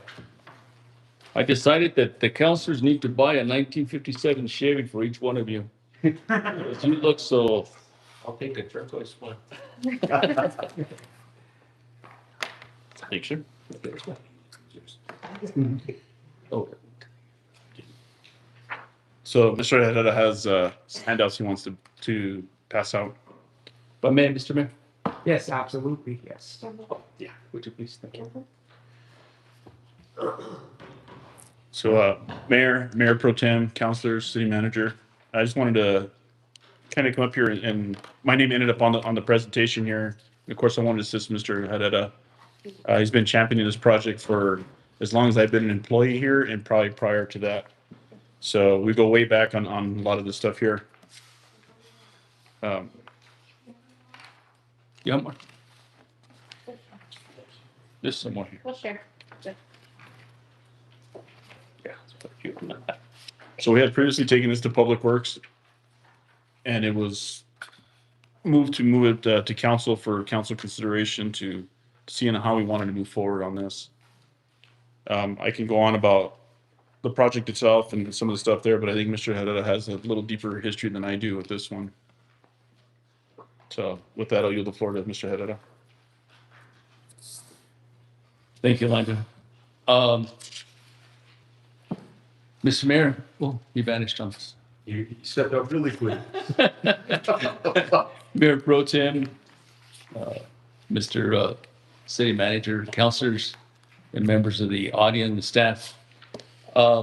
This project, or not project, but this initiative has been going on for quite a number of years, and 28 years to be exact. May 20th of 1998, the city of Espanola passed City Ordinance 599. And I won't be too lengthy on it, just give you kind of the skinny on it, so to speak. I'll start off by saying that I do not live on Calle Gallegos, but have been working with the city on behalf of those residents. I tend to have a lot of history as to what has gone on in Calle Gallegos. So I'll make a few points and then we'll entertain a discussion on it. But as was mentioned, this initiative was presented to the Public Works Committee March 5th of this year. And there was a extensive discussion that took place there. And there was movement or approval there to move it on to have some further discussion with the city council and entertain your wishes tonight. So ordinance number 599 was adopted back in 1998, as I mentioned. And the main purpose of this ordinance was the annexation of Calle Gallegos. And what happened back then, as I understand and can reflect on the history, is that the passing of this ordinance was done in such a way so as to provide services to, and mostly water and sewer, to the residents of Calle Gallegos. And part of the initiative back then was that residents on the north side of Calle Gallegos were to expected and did donate private property to widen Calle Gallegos to its present structure. Now, there in the Public Works Committee meeting, there was quite a number of residents from Calle Gallegos tonight. I have Rachel Perea, who's still with me here, and she is one of the residents with the main residents in question. So the city of Espanola, while the residents did in fact donate the private property and it widened Calle Gallegos to its present structure, the city did not comply with the obligation back then that services were going to be provided, and they were mainly looking for or expecting sewer services up Calle Gallegos. Now, the situation on Calle Gallegos has been elevated to kind of a different level, meaning that the New Mexico Department of Environment has now gotten involved, which they hadn't in the past. And the reason for it is that one of the residents, which is the residence of the late Prisciliano Romero, has been a nuisance, if you will, to the neighbors there. The stench, you can only imagine what it smells like, especially in the hot summer day. So that septic sewer is not working very well, and actually it really needs a lot of work. And actually, Rachel lives right next to the resident of the late Prisciliano Romero, and she also experiences a lot of initiatives that require them to be pumping out the septic tank on a regular basis. And that's been a problem for the past 28 years for them. So with that in mind, the siblings of the children of the late Prisciliano Romero are the ones that are really taking the initiative right now to get that taken care of. So really the main issue now is, and by the way, I took the liberty to attach City Ordinance 599. It's on the back of that packet that we handed out so that you could have a point of reference. But there's some options, and this is not all inclusive, but, and I apologize, I didn't label these put pages on these sheets. But there's a page here labeled options. And really, I just listed off the top of my head 3 options, but really the one that's the preferred option is option number 1, where the city could consider providing services to the residents of Calle Gallegos, either through a contractor, and if it's within the city's ability, possibly even with city employees. But after talking with Elijah, says that's probably not doable at this point in time. But that's a consideration. The other preferences or the other options are not preferred because we are talking about really going back in time to the way it was 28 years ago, returning Calle Gallegos to its original stands back then. And that's not a good thing, because then you start talking about the fact that these people have been paying increased property taxes over the 28 years and the cost of emptying septic tanks. That's not a good option. Option number 3 was talking a little bit about cost sharing, meaning that that a line could in fact be installed on private property, which they would consider at this point in time, but even that may not be a viable option right now. So really, option number 1 is the option that's the best one right now. But I know that the city is strapped for funds, and the only thing that would lead to is the fact that the city would need to seek out funding somehow to get this initiative underway. And I'll stop with that because there's a lot of history that you can only imagine 28 years of history where this has taken us from back then to now. But I'll stop with that. That's kind of in a nutshell what has really happened in those 28 years. Thank you, sir. Mr. Mata, do you have anything to add at this point? At this point, Mayor, we wouldn't really currently have the funding to be able to do this. I mean, I haven't gotten an actual cost estimate on there, but just being that we did Silky Way, and that was $1.3 million, and this I think would be almost about half of that right there. So it'll still be like what, 750,000. Plus, I think in part of the original case here, the property owner no longer owns that property, because the intention back then was to loop a line up to Aliano Road to be able to loop the system. So it wouldn't be at a dead end. So that property's been sold to someone else at this point. So we wouldn't really be able to move forward, I think, with that without that property. We wanted to give up easement through the property to do that. That's the only way for us to be able to attach. And I think that was one of the biggest concerns that time, was being able to run that water line to get it up there, to be able to loop that system a little bit more. Like I said, financially, that's a huge hit to our budget to be able to do something like that. We would have to seek some kind of alternate funding.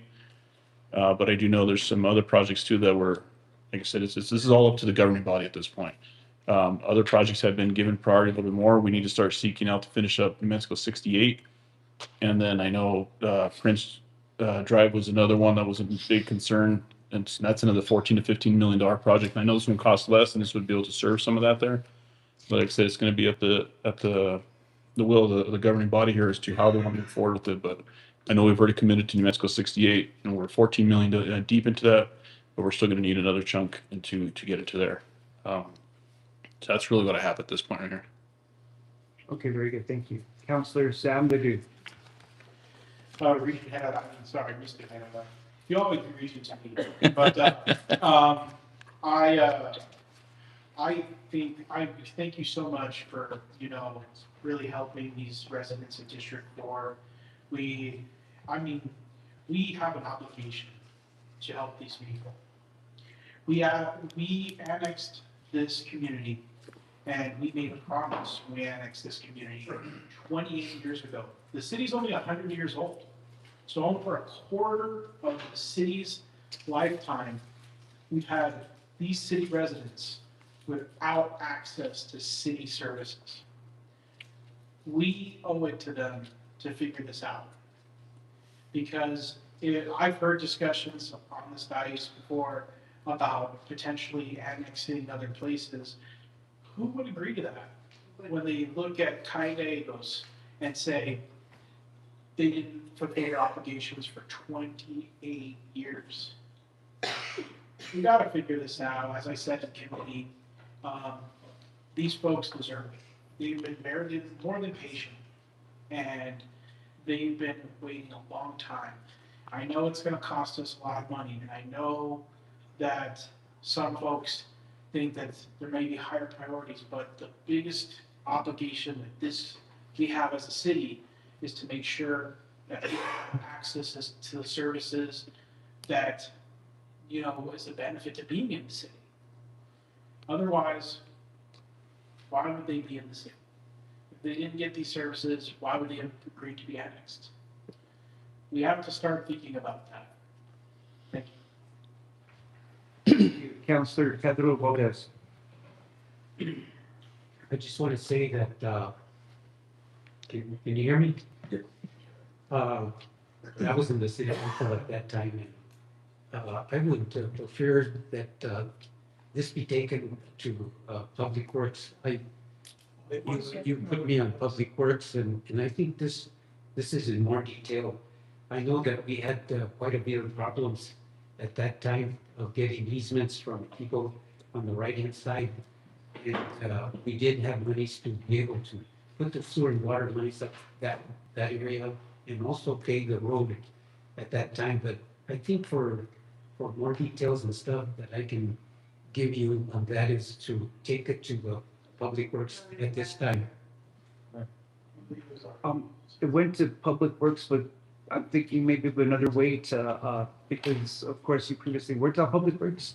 So maybe just to be able to, I guess, figure out exactly what happened at the last meeting, and I get clever, we could be able to work it, so, yeah.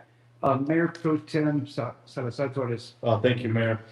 First of all, I apologize for the sins of our past. We tend to do a lot of things and, here we are today. However, I partially concur with Brother Valdez for it to go back to Public Works, but then I also recommend Councilor Deuce, since you are now Chair of Finance, since we're trying to massage and look for monies and figure out, whatever, they'd also look at finance. And that way, finance can also see what we can do, what grants are, what's going on, period, within finance. But that's just my recommendation, Mayor. Thank you. Thank you. I don't know who's first. Go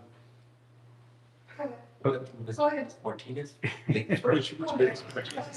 How about Councilor Martinez? Okay, go ahead. President Pegues, go ahead. Thank you, Mayor. Thank you, Councilor Martinez. Thank you, my fellow councilors, for their comments concerning this issue.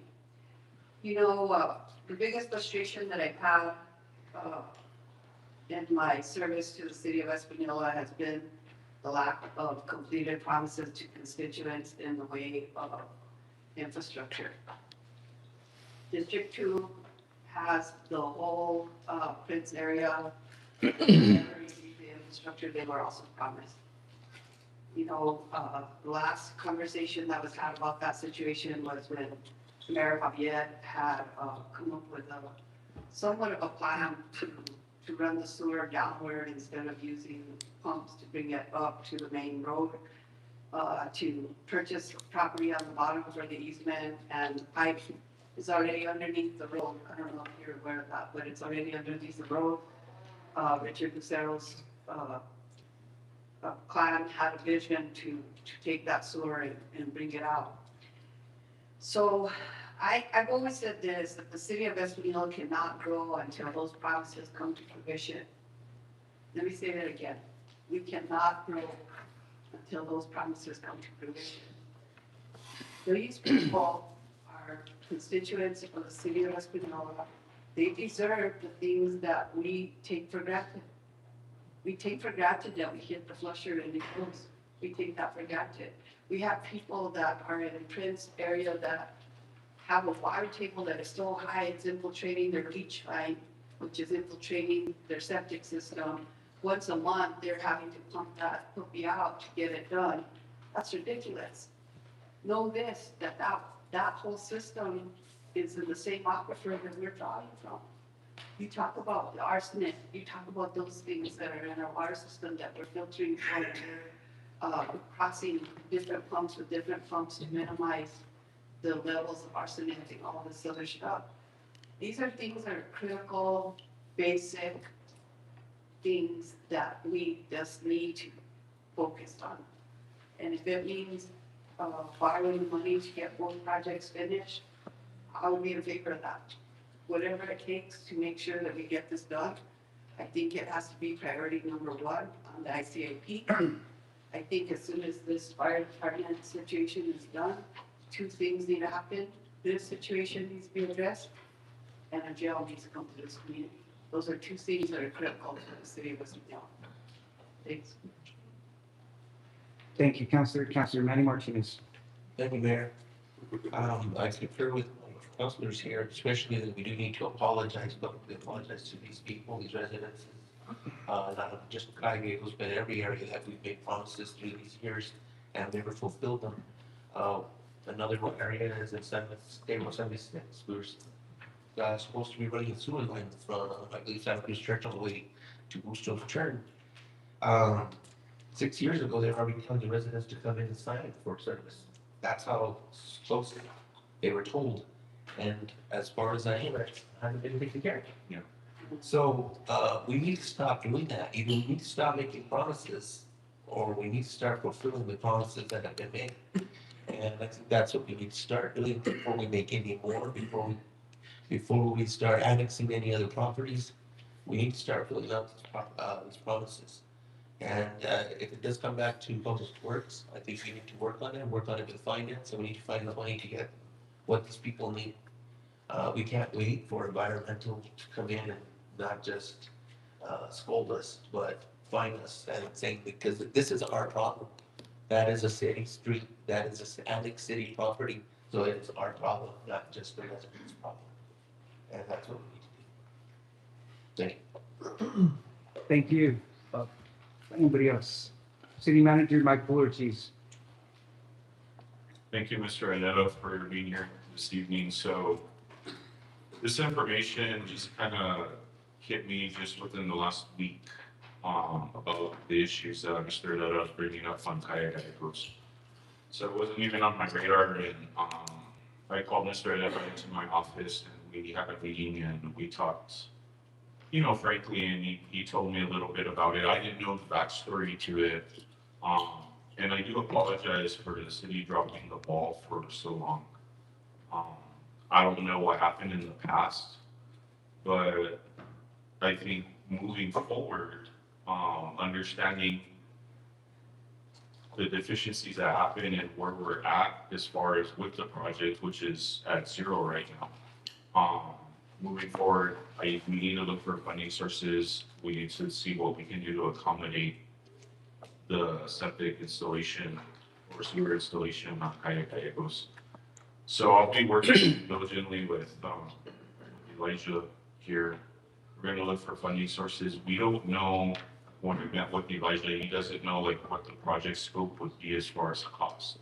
Do we have any raw data as far as linear feet or anything like that?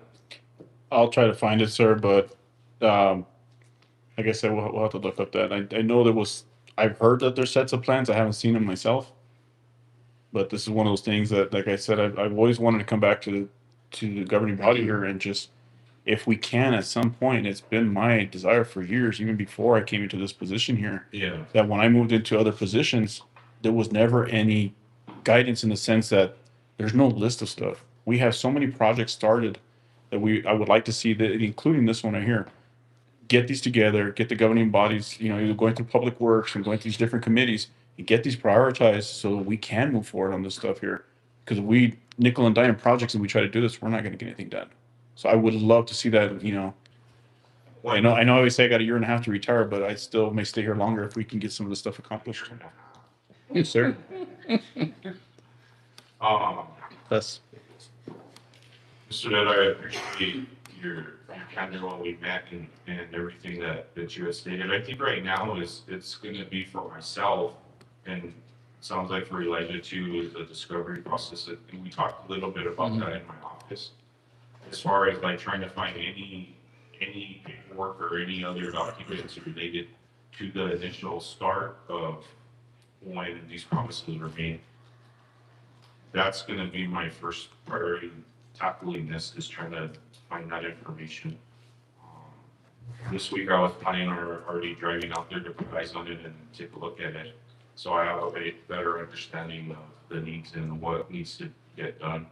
One of the concerns that I had when you met with me was you reiterated that the EPA had gotten involved at one point because of the septic backup and what was going on at Mr. Romero's. So that was concerning, they got involved. So that's a big deal. And that's very important that we try to do something to tackle this. So I'll try to do my best and see what we can do to move forward with it. Very good, thank you. Councilor Manny Martinez. Thank you. Just to follow up, Elijah, you mentioned the sewer line being wrapped around into the so that was kind of one plan. No, the water line, sir. The water line would be looped. Is from what I understand, that was the original intent. Like I said, I haven't laid eyes on the actual plans, but I know that was the intent at that time, was the water line to loop there, and then the sewer line would start, of course, as far up as it could go, and then down to connect, because there are, I think, the first 150 feet, like water line and sewer, I think. Yeah. Something like that, 150, 300 feet, something like that. Or is that also the city ordinance? Because one that also. But the city ordinance right now really states, the current city ordinance states that any of the stuff here that we will accept stuff like that if it's presented, if it's done within certain, specs. So roads, all these type of things, sewer lines, water lines, and all this have to be within a certain spec that we'll take in, but not necessarily that we'll do ourselves.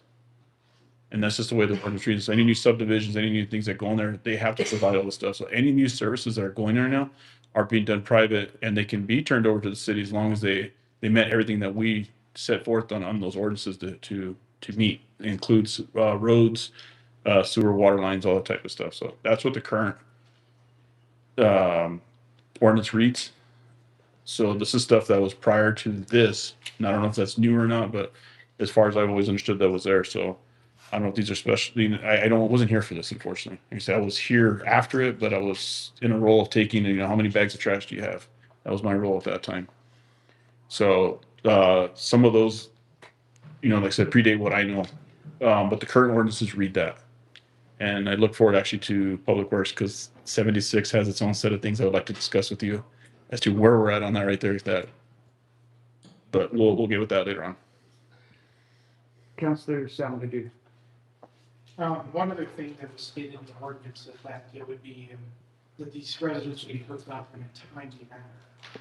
So, I think that, we need to try to figure that out. But, I wanted to know,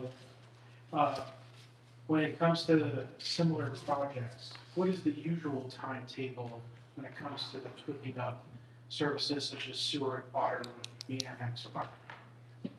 Like, do you think of any other neighborhoods that? There any other new neighborhoods, sir? Now, Councilor Do is provided by the developer or the owners of the property. So those have all done in there, and then we'll do any kind of connections and stuff like that when it comes to our system, whether it be the connections to the homes or connections to the mains. We are the ones that provide that. But as far as us running anything new like that, we haven't done anything that I've been aware of. We've maintained stuff and we've done that, but any new subdivisions, anything like that, or within the ordinances, roads, all those types of things to be accepted by the city are to follow those. So, as long as you've been employed at the city, if those projects were privately funded, this is the first one where the city. It's the best of my knowledge, sir, yes. Mr. Mayor? Yes, sir, go ahead, Mr. This may be a project where I always like to think outside the box. This may be a project that may require some creative work, maybe not necessarily in a committee, but maybe between the staff and perhaps a contractor, and anything that could be done within the purview of the existing ordinances of the city.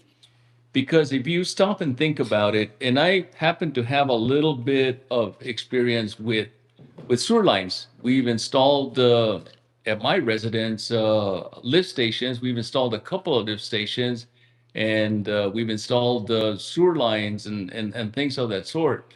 This is one of those projects that I think if I was told, I'll be very frank, Mr. City Manager, if I was told, Alfred, go install a sewer line for Calle Gallegos, I'll bet you anything, and we'll provide the material and we'll provide the equipment. I can almost bet you anything you want that within a 6-month period of time, I could probably get it done.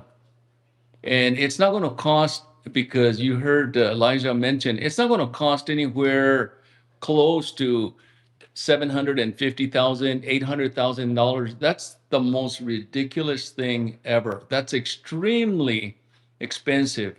And for a small community like ours, that's one of those things where you cannot. It's going to be difficult to come up with that money. So I'm here to tell you, I'm a little bit afraid that 2 years from now, 3 years from now, 10 years from now, we're going to be having this same discussion. But I'm familiar with big, 10-inch pipe. And by the way, Mr. City Manager, it's probably about 1,600 feet or so in terms of the area between the Romero housing and the and where the city sewer is right now, probably about 1,700 feet. That's a long ways. But the beauty of Calle Gallegos is that it's got a natural grade. You don't need lift stations unlike you do at Prince Drive.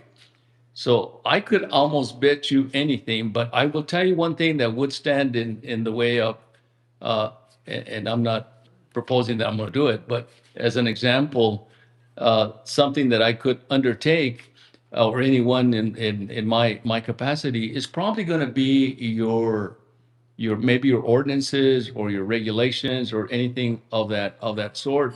But if you stop and think about it logically, it doesn't take much. It really doesn't take much to install a 10-inch, 8-inch line, sewer line, get the cleanouts that you need and the connections that you need for these people to connect, and you're done. You're really done. And it's not that big of a deal. I checked to see how much the material would cost with a 10-inch pipe coming out of Albuquerque, $30,000 for that material. That's not very expensive in comparison to close to $1 million. So this may be one of those where we may want to think, and this is probably not the only place in the city that finds itself in that predicament. So maybe it's time to really think outside the box and do something creative, something that's never been done in this city. I just throw that out as a possible consideration. Mayor, if I may, just to remind the council, we just had a PO that we had to get approved here to slip line an 8-inch pipe, 270 feet was $167,000. That's slip lining. That's not digging out. That's not replacing completely. That's just slip lining 270 feet. The cost of stuff has gone extreme, and it's not. We talking manholes, grade, everything. And I understand what Mr. Herrera is saying there. The grade of the land may be, but the grade of the sewer line, how deep that is, all that comes into effect on there. How many manholes we need? We need every 300 or every 300 feet to 1,600 feet. Those are $20,000 a piece almost. There's 3 to 4 of them right there that we may need. So it starts to add up pretty quick. Unfortunately, it's not like running one out of our home to something. It's a little different than that. So when we come to this, it's a bigger undertaking, but I just want to remind that it does, the price of everything's gone up so much. Mayor, I'd like to just make a recommendation, if a motion is needed for this discussion item to go back to, I would say let's send it to finance. So finance can see, by thinking outside of the box, see what little things. And we'll definitely look at that, sir. This is a pool of money that we can utilize. And then finance, and then you can direct public works and public works and say, okay, this is the way we'll approach it. That way they can say this is how much money we can work with, what we have. Because otherwise, there's plenty of ideas that we can come up with, but motion. Second. I think because this is a discussion item, if I'm correct, we cannot take action, but we can make a recommendation. But then, of course, Counselor Ledoux for Finance could make the decision to go to Finance. The chairman now. And that's a public works. Isn't it? Okay. City Manager Ortiz. Thank you, Mayor. One of the things I just want to state is we don't have any raw data. Like, there's nothing to quantify anything because we don't know. There's all these unknowns, so there's not a way to attach a cost. So that's why it's important. Yeah, we could talk to finance. The thing is it's a timing issue right now because we're at the end of fiscal into the new one, right? So we're like skipping into the new fiscal. And so with that said, with the unknowns, that's why it's like kind of like rough data. We need to look at that data, see what any information that we have in our archives or databases to go off of. And then we'll be able to get a better idea of like a cost scenario. Because right now we're kind of putting the cart before the horse before we even know how much it's going to cost. So we don't even know how much money we need. I agree that there's creative ways to handle the financing of it and the installation and such. Because it's not tearing up any asphalt. We're not having to replace asphalt because it's a dirt road, correct? Correct. So there's some cost savings to that. It's just whatever the costs are to facilitate installation, and what that's going to be. So I'll work on it and see what I can come up with, and then we'll definitely circle back to this in the near future. With respect to that, Mayor, the city manager, I guess the reason why I was saying finance, because to get raw data, to go and look at stuff, we need to know how much we can spend even, invest in to see how much all that costs, right? To see how much we need, et cetera. I guess that's what we're getting at, not trying to put the horse, before the carriage, whatever. Yeah, Even if it's just looking at what cost assessment would look like, and if the city at all figure out a way to do a cost assessment on it. Mr. Edera and myself are co-counselors from 2006 to 2010. Do you recall any data from back then? Mr. Mayor, back then, just as a couple of footnotes, back then there was a plan that was put together by myself and the city manager regarding many of the roads that needed to be taken care of here within the city. And if I dig far enough, I'll bet you that I could flush that out because we had, I believe we even had a dollar amount for all the different roads, which is what the city manager is referring to. And that's where 750,000, 800,000 comes into play in my mind for Calle Gallegos, because it was part of that initiative. And there was many, many roads, including North Prince, that we could have done back then. And by the way, the funding was available. I'm here to tell you back then. And the leadership at the time chose to go in a different direction. So what we had going back then didn't come to fruition at all. But there is information out there. There is, to what Councilor Martinez was referring to earlier, there's a 3/8 gross receipt tax that the city of Espanola passed a number of years back that was specifically designated and was dedicated for the purpose of water and wastewater lines. That could be leveraged to borrow the money if it goes in that direction. There's a lot of work that needs to be done to flesh out a lot of this raw data. So yes, to answer your question, Mayor, there is, and I probably still have it in my archives there that I bet you I could flush it out. And I'm very familiar with it because I was the one that helped put it together with the help of the city manager at the time. So yes, information is available. Back then, we had those hard copy files. So Gus Cordoba, do you recall the city manager at the time?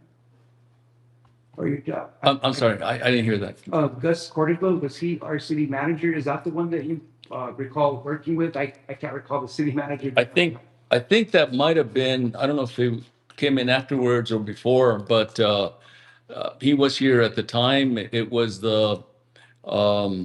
Veronica was the one that I worked with closer on this particular initiative. On that issue, okay. Yes. Gotcha. Councilor Leduc. Thank you for providing that information and reminding me of what Councilor Martinez said in Public Works.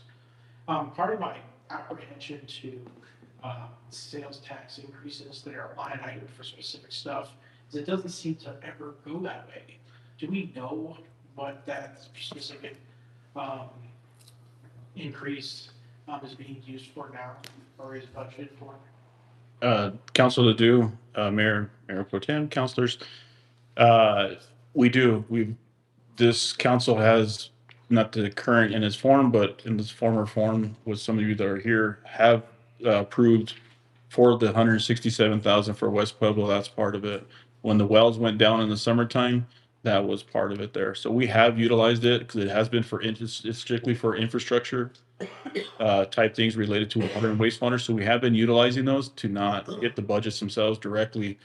So we have actually utilized that this last fiscal year. Okay. Very good, thank you.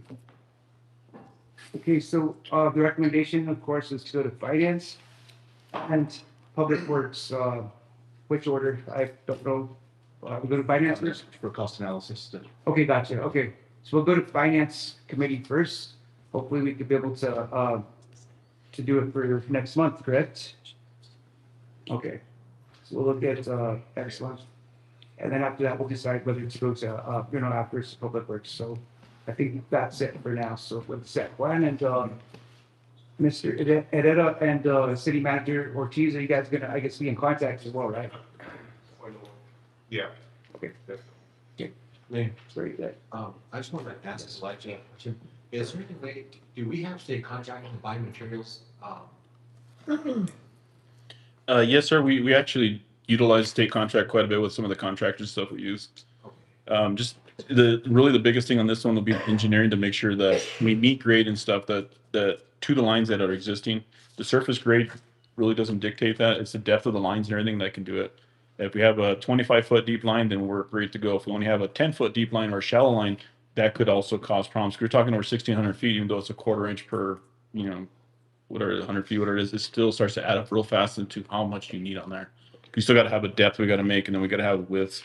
The other thing we got to do, and I'm going to start researching this too, is I know this ordinance says that we have easements, and they said they would give that, but I need to see if they're recorded within the county and start seeing if they're actually recorded and deeded over to the city as, and they may still be private property that we're looking at on there. So we just got to make sure all these things are covered on here. I would love to see this happen. Like I said, I want to see sewer and water for all. I mean, if I ever run for something, I want to just throw it out there and be sewer and water for all. That'd be great. But for right now, we'll start with that too. So before we go to finance and stuff, we'll start getting all those things together, and then I'll see if I can get a rough estimate of what it costs if I can't find these engineering plans, what it might cost us to be able to do something, and maybe we can afford that portion of it to at least have that to get a true cost estimate of what it's going to be. Thanks. Okay, very good. Thank you. Thank Yes, you. thank you. Thank you, Mayor and councilors. Appreciate your time. Thank you. Keep up the good work, by the way. Thank you, sir. Appreciate yours. Okay, so moving on to the next item is going to be the approval of minutes.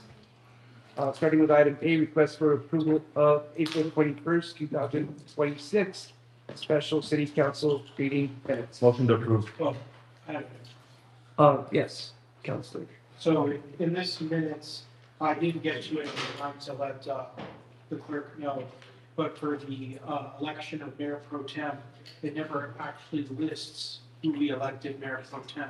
So I'd like to amend the minutes to reflect that Mayor Pro Tem Justin Salazar Torres was elected, and that Councilor Felicia Archuleta Toya nominated. Okay, very good. Okay, motion, and then I don't think there's a second. Second. With that, Okay, motion's been made, seconded, discussion. Discussion, all in favor, signify by saying aye. Aye. Opposed? Motion carries. Next item, request for approval of April 28th, Point of order, 2026. Mayor, that was, Councilor Do moved that to be item E on the, No, that was in the consent agenda. That's the consent of the. He's on, Is that a he's still B? on the consent. So B. No, we're on the- Oh, another one. Okay, so then my bad, Sam made, no problem. Okay.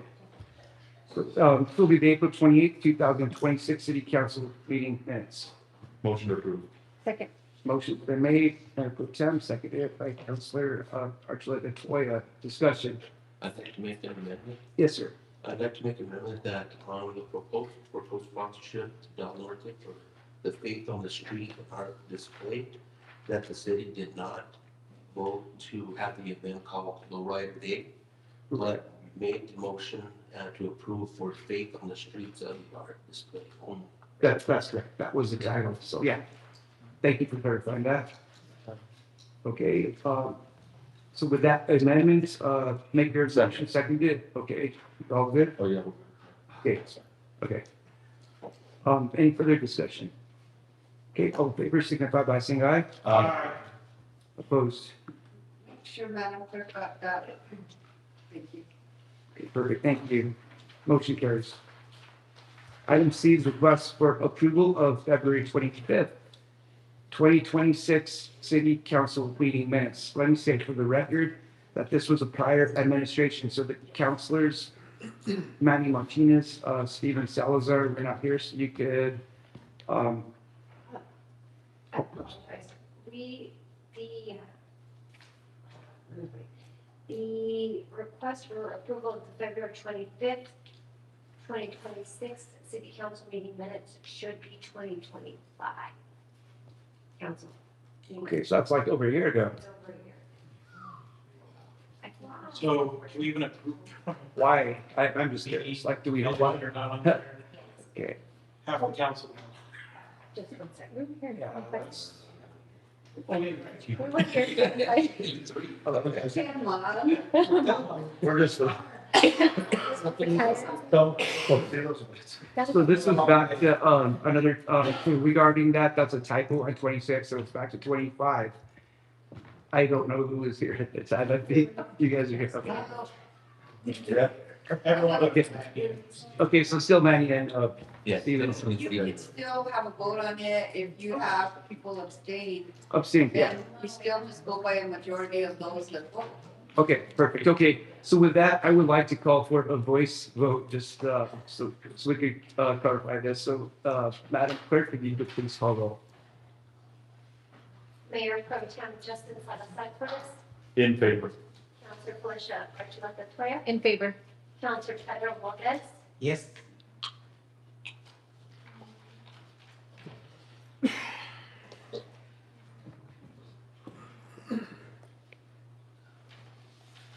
I apologize.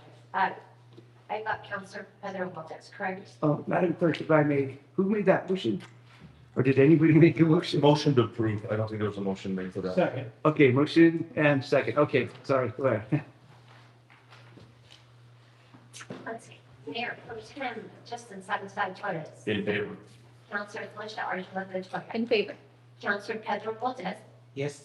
Councilor Stephen S. Salazar. I recuse myself. Councilor Peggy Sue Martinez.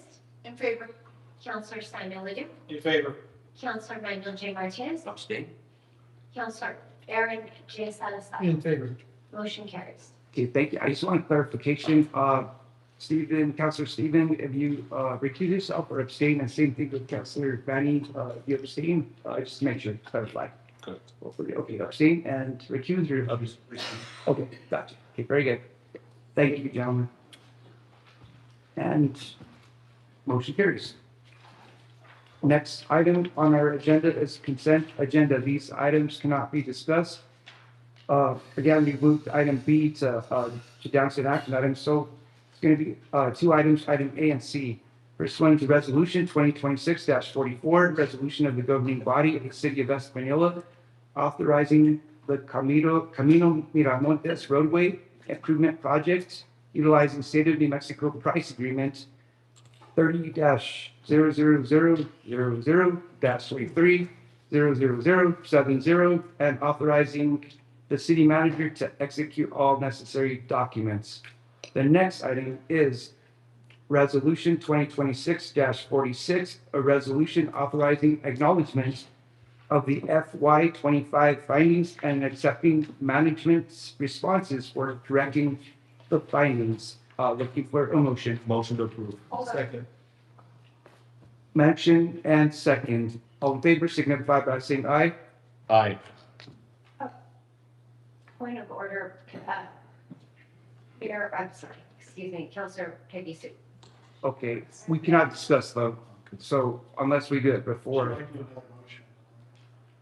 I actually was gonna make a motion before, Councilor, Torres Salazar made the motion to move A off of the consent agenda because I have some questions concerning that situation. And according to the rules of consent agenda, So I'll call a point of order, but then I'll remove my motion to approve the consent agenda to appease the Madam Martinez to move now item A from the consent agenda to be item F, I believe now. Okay. Okay, so now item A is item F. Okay, so that's good. Going back to that. Our action items. Okay, so the only item on consent agenda is going to be item C with the last one I read about the FY 25 findings. So with that, okay, let's start this again. Motion? Second. Yeah, okay, so all in favor signify by saying aye. Aye. Opposed? Okay. Motion carries. Gotcha, okay. one more item.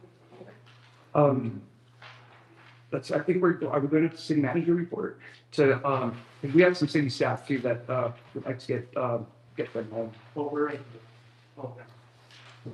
So request for co-sponsorship, Show and Shine Car Show, for Isaac Romero, presented by our interim community services director, Ashley Snyder. Sorry for the wait, man. Good evening, Mayor, Mayor Pro Tem, Councilor, City Manager, clerks.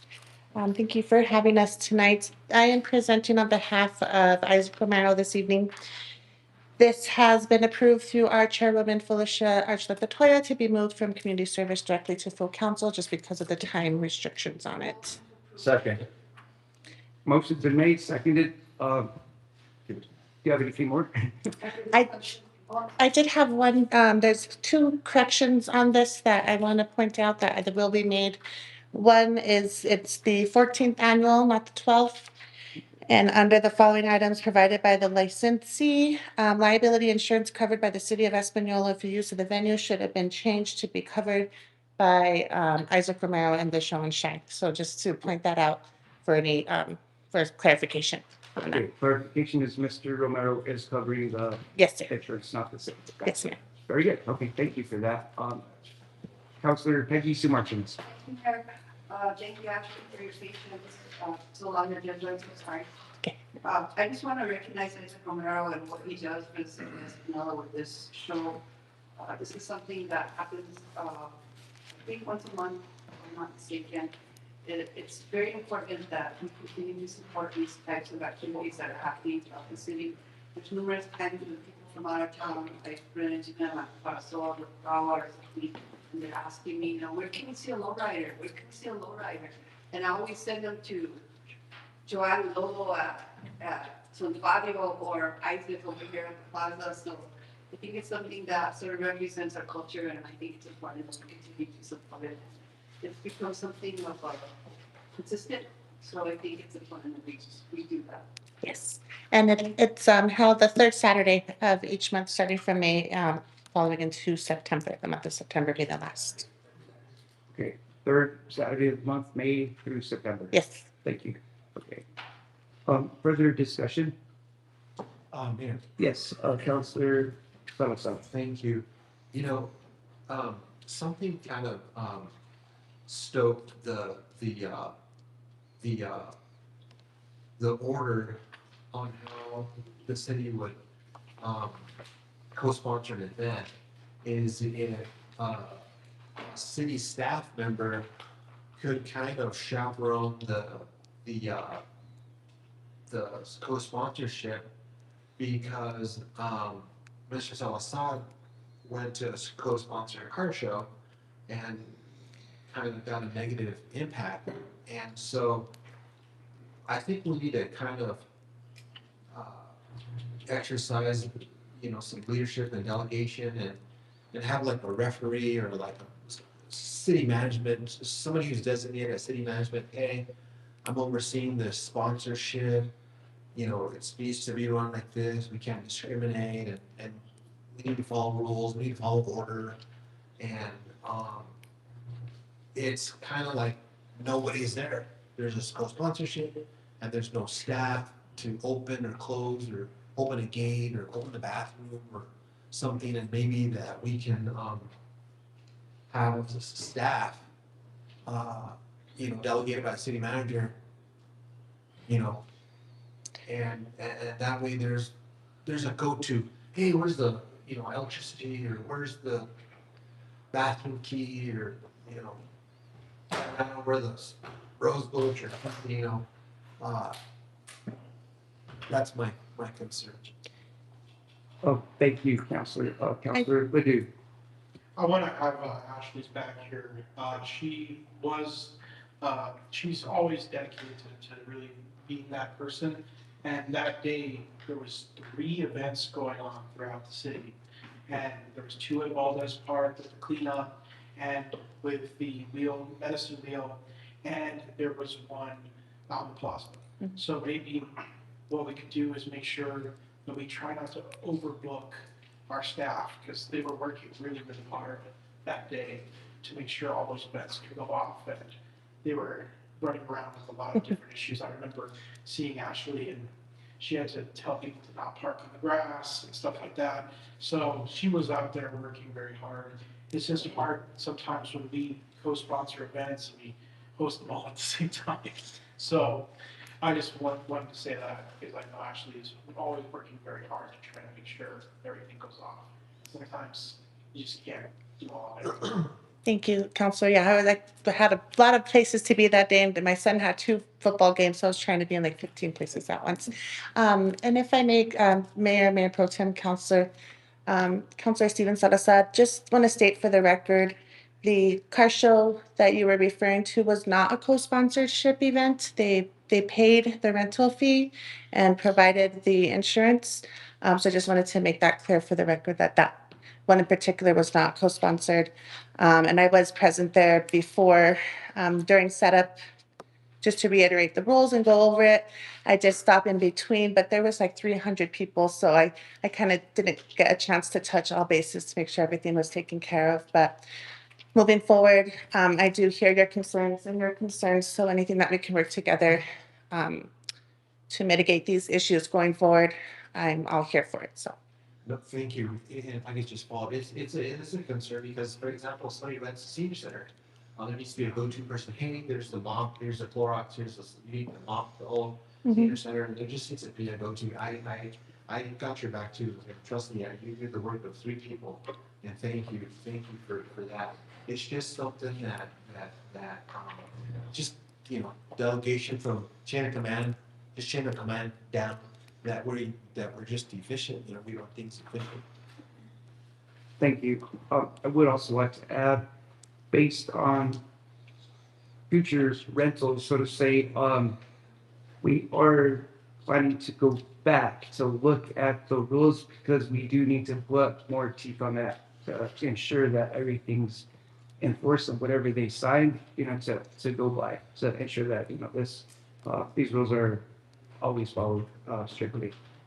Yes, Councilor Peggy Simard, or Councilor.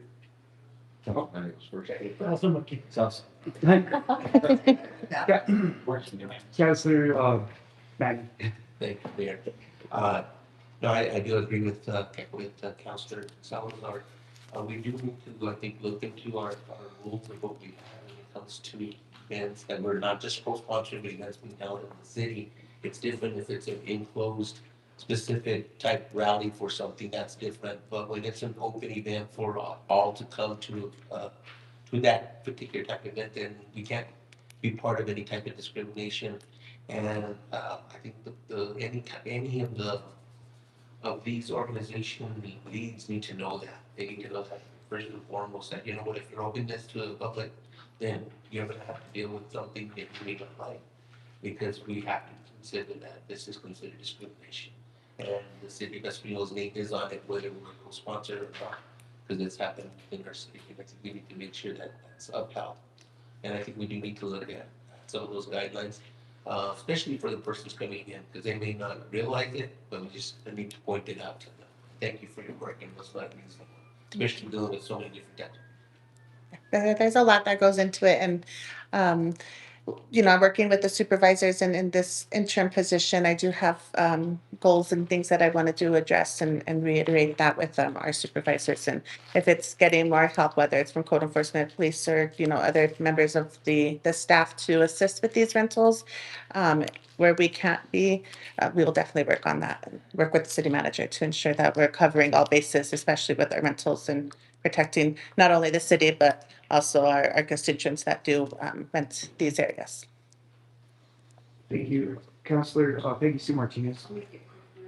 I believe it's time, overdue time for a workshop concerning all this stuff.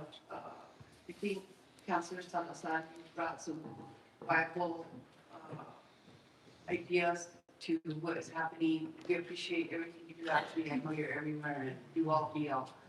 And I really appreciate what you're doing. But I do think that it's time that the city needs to look at certain things, you look at that situation. I'm curious to know what they charge you for your vehicle to be entered into that show that day. There was a Chinese show, there was no charge. There was no.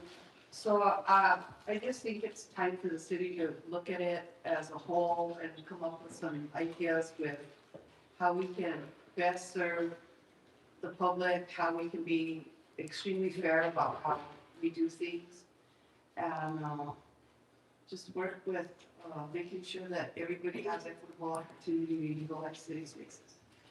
Absolutely, I agree with you, Councilor Martinez. So yeah, that's part of the goal, is to rebuild the community service and all those aspects and ensure that we're covering everything for our community. City manager Ashley and myself have been in talks regarding this and how to proceeding forward, including the fee schedule too. Yeah. All of that. Yeah. So I think that just like you stated, Councilor, having the workshop sooner than later, we need to get this done. So thank you. City Manager Ortiz. Yes, thank you, Mayor, Mayor Pro Tem, councilors.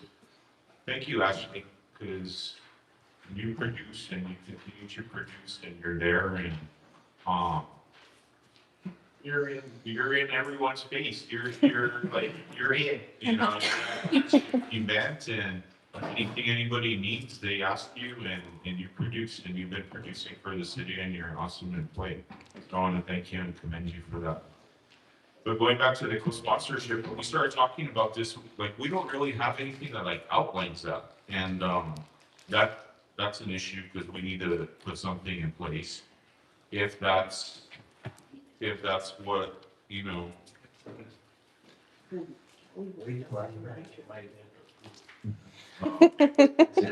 So that's something that I need to look at moving forward. And also, if we are going to do the co-sponsoring, continue to do that, the associated costs that come with that co-sponsoring, and making you all aware of what the tastes are, because it's expensive. Mhm. It's OT for PD, fire needs to be there, there's trash collection, it's there on weekends.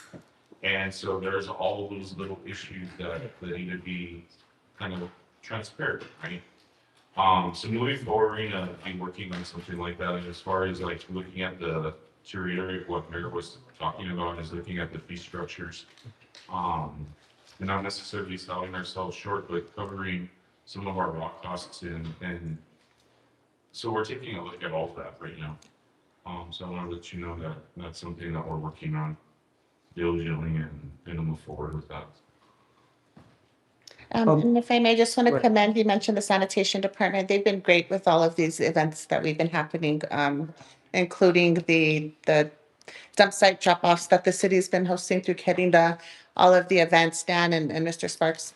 They ensured that their team was there on Saturday with all three of those events, picking up trash, making sure that all the poly carts were empty. So anytime we call sanitation for anything, they've been on it. So just want to commend Elijah and his team for that. Yes, for all our city workers. Yeah, absolutely. Commending them for their service. I would like to add, I guess the city's worked a little faster than we thought because Councillor Archuleta Toya has it already on the agenda for Community Services Committee meeting on Monday. So we're already moving on this. So Okay. start. So Angelica, yes, ma'am. I don't normally have any. I've reached out to the New Mexico Municipal League Clerks Department to see if we can get some examples of other municipalities, how they're handling co-sponsorship, fees, schedules, just, give us some ideas, similar size, cities, towns, et cetera. So that'll be something that we can, hand off to you all for our work session. Very good. Thank you. Councillor Ledoux. I want to also say, I'm glad to hear that there's some sort of structure because I feel like public spaces should be accessible to all, especially somewhere like the Plaza. Yep. I also think one thing that we could do to improve this process is that although we don't know an exact dollar amount, this event in particular and many of the other events we co-sponsor are annual events. And we could have like a post-mortem cost of the previous year attached to the packet so we can have some sort of idea on how much it would cost. I think that's already in the works. Okay. Yeah, absolutely. That's good. That's a good one. You guys, Mayor and staff, your proactiveness, Angelica reaching out, Councilor Toya, City Manager Ashley, you guys are ahead of problems. It seems like you guys are being very proactive with trying to solve some solutions, some problems that we have, the solutions that are good for the whole community. I really feel like this is the beginning of something really good, and I think it's important that we continue this way and continue to solve the problems that are coming up on a regular basis. This being one of the most that comes up regularly.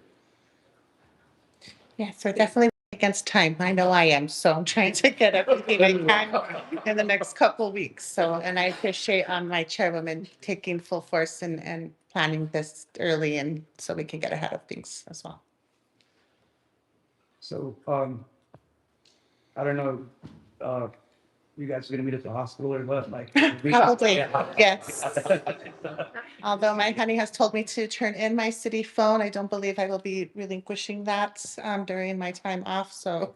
Well, you better be ready for it to ring then. Yes, I will. Okay, so, there's been a motion, right? Second. There's a discussion. Okay, so all in favor signify by saying aye. Aye. Opposed?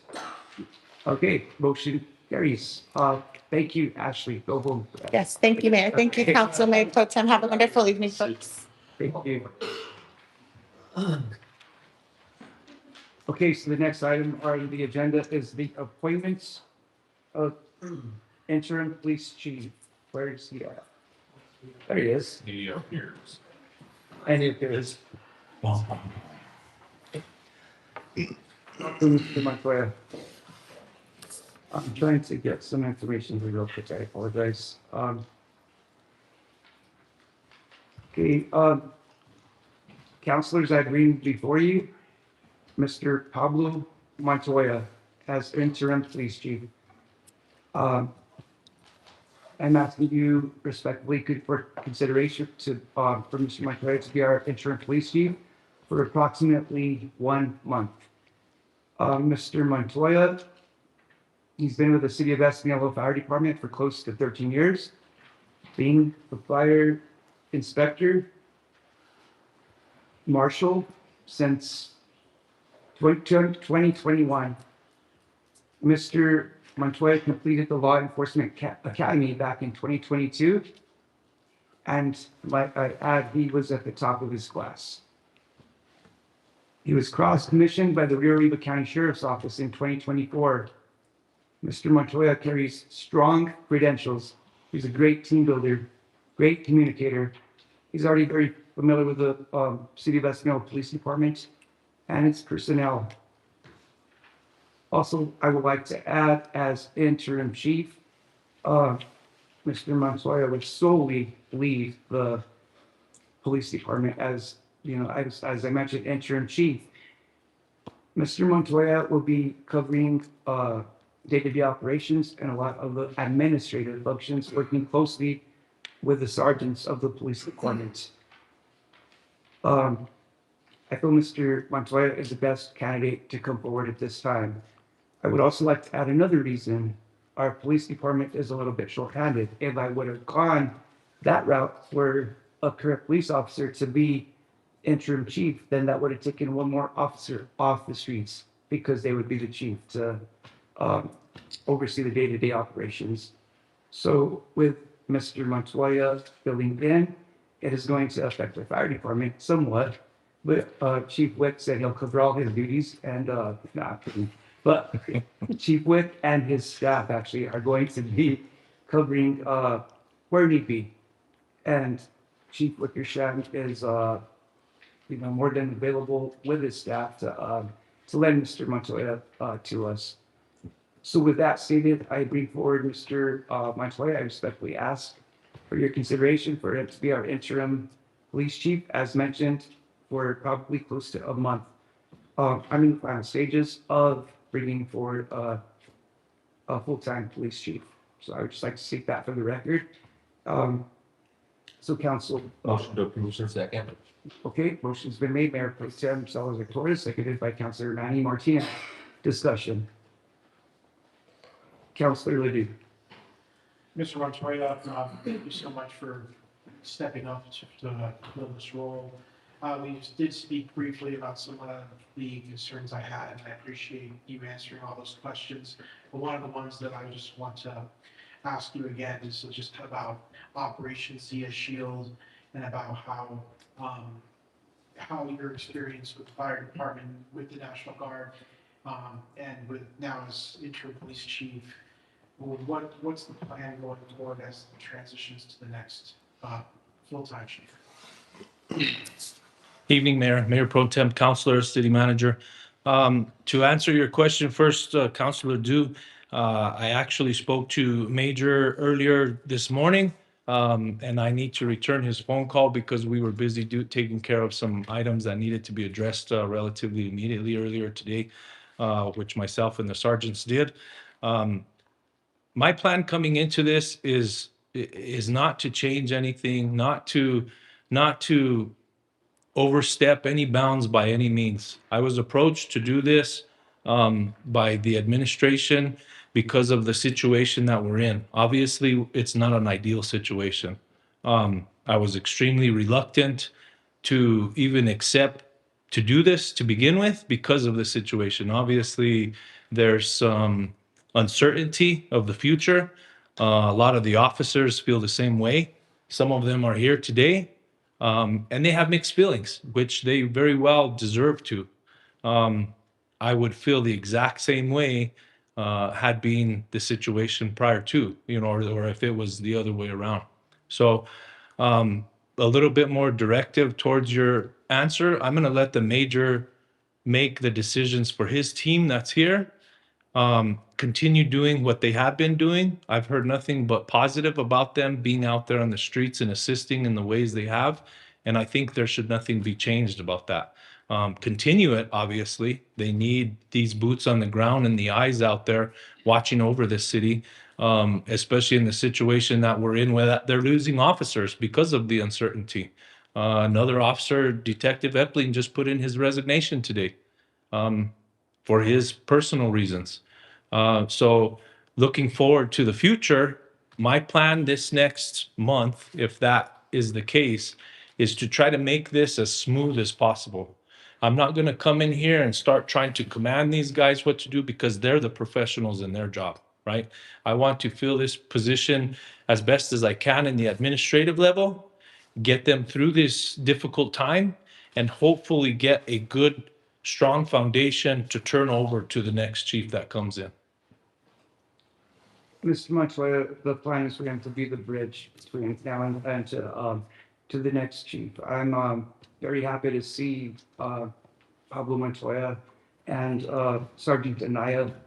Sergeant Martinez have been in a lot of talks, as well as our city manager, who went to the police station. They're all on board. They're all committed to working together along with our police officers to do what they got to do for the best interest of the city. Like, overseeing, and just like Mr. Montoya stated, he's not going to change things. He's just going to oversee the day-to-day operations of the city along with our sergeants, and able to move forward. We are offering assistance however we can to the city manager, myself, and I'm sure even the council members, like, however the council could be able to help along with any department head. So again, as stated, this is for no more than a month. And my plan is to bring in a new chief by June 8th. So that's pretty much less than a month. Any further questions? Councilor Peggy Sue Martinez. Thank you, Mayor. Thank you for your willingness to consider doing this for the city of Espanola. I want to recognize the staff at the police department. They've been through a lot in the last 2 weeks. It's been intense. And I just want to make sure that we understand that, turnover in a police department is pretty normal. But what we're seeing right now is concerning. I really do have a lot of concern about what is happening over there. I'm hopeful that you will be able to work with the leadership that is there. I'm hopeful that you will be able to do your very best. I have confidence in you, and I have confidence in the staff. Watch, want to know that. I'm curious about the compensation for him. What are we doing with that? Do you have a plan? I'm sorry, conversation? Compensation. Oh, compensation. Okay. So, Mr. Montoya is going to be making the same amount that our former interim police chief, Cody Martinez, was making, which is $99,000. For the month? Rounded up. 99,000 a month, so. But no, it's going to be rounded up, so whatever the compensation is for 1 month. Yeah. Yeah, I didn't sign now. So, yeah. Yeah, okay, I thank you. I really feel like the priority should be right now is getting us staffed, whatever that takes. And I feel like Mayor, HR needs to be on top of this situation. It's almost an emergency situation where they just need to be focusing on this. This is so critical to public safety that whatever she has to do to expedite these hires, to do the background checks, do whatever she has to do to make sure that we're allowing him the ability to move quickly on filling these positions. Absolutely, yes. Thank you. Any other questions of Councilor Steven Salazar? Thank you, Mayor, and thank you, Deputy Chief Montoya, for the, next 4 years or however long you choose to serve in that capacity, because you have to wait for John to move. But, on a serious note, if you could reach out to state police to kind of help us in these, through May, Memorial Weekend, make plans and just, reach out to state police and county and just kind of build bridges up. I've always, been taught to try and build bridges with other entities, and collaboration's key in building bridges, and I have full faith and trust that you guys will and already have been. So, thank you. Thank you, Councilor. Very well said. Back to building bridges. I appreciate that. Any other questions or comments? City Manager Ortiz. Thank you, Mayor. Some of the issues for some of the departures were their own decision, but one of the big issues is recruitment from LAPD. And we can compete with some of those salaries. And so that's one of the things that was detrimental to losing some of these officers because they had so many vacancies up there and they were headhunting. But there was some other issues, personnel issues as well, for some of the departures. But moving forward, I've been meeting with Pablo and with the sergeants, and we just had a meeting yesterday that I think it lasted like what, like almost 3 hours, like 2.5 hours. It was a little while, yeah. And it was just kind of like a meeting that went very, very well, with the acceptance from the sergeants and from the PD, in relation to Pablo and myself. And we had a very good meeting, talking about some of the issues that were pertaining to the PD. And it's something that Pablo's going to be working diligently on. I'm aware of some of those issues. I'm not going to kind of go into those right now, but just know that we're in support on this side and the offices as far as like my support to them, anything that they need. And they know that they can talk to us at any time because they have. They've had meetings with us. The sergeants have come in and had meetings with myself and Mayor. So there is that communication. And we're trying to provide that still foundation and stability to kind of like the topsy-turvy that's kind of going on right now because of the process that just happened with the resignation of so many officers. But moving forward, I think with the new hire of the new chief coming on in less than a month, I foresee that, you know, everything's going to kind of fall in line. And I'm hopeful and I'm optimistic that we'll get there. It's just going to take a little bit to get there, but we can, and we'll persevere and move through this and get back in line where we were, if not better than what we were before. Thank you, Sam Ortiz. Very well said. I would like to reiterate, I have the utmost faith in Mr. Montoya. I think he's going to do a fine job as well, working alongside our key staff, which includes, of course, Sergeant Anaya, Sergeant Martinez, the other Sergeant Martinez, Francisco, and, you know, the entire police department. And after these discussions, I think there was some uncertainty, but I think for the most part that has been put to rest. Everybody, if not most, everybody is on the same page, and we're ready to move forward. And just like Councilor Peggy Sue Martinez did state, we're of course keeping a close eye on this, and of course aggressively looking to get us back to the staff. So thank you. So, Mayor, if I may, real quick, just to speak on some of the city manager's perspective. I know this is a new administration, some reoccurring faces, but one of the biggest things I've heard so far in just the extremely short amount of time is a lot of these officers don't feel like they've been supported by the administration. Let's call that. Obviously, most of that's in the past because of all this is new. Transition is new. Change is always kind of uncomfortable for anybody. Doesn't matter. But I want to kind of be transparent about that, which is why I asked Sergeant Anaya to be here. Some of the other guys were on a call right now, otherwise a few more would have came in. And they have all their mixed feelings, right? Which is fine. But just understand that these officers work day in and day out on their time off. They're coming in, they're working harder, and they're about to get worked a lot harder.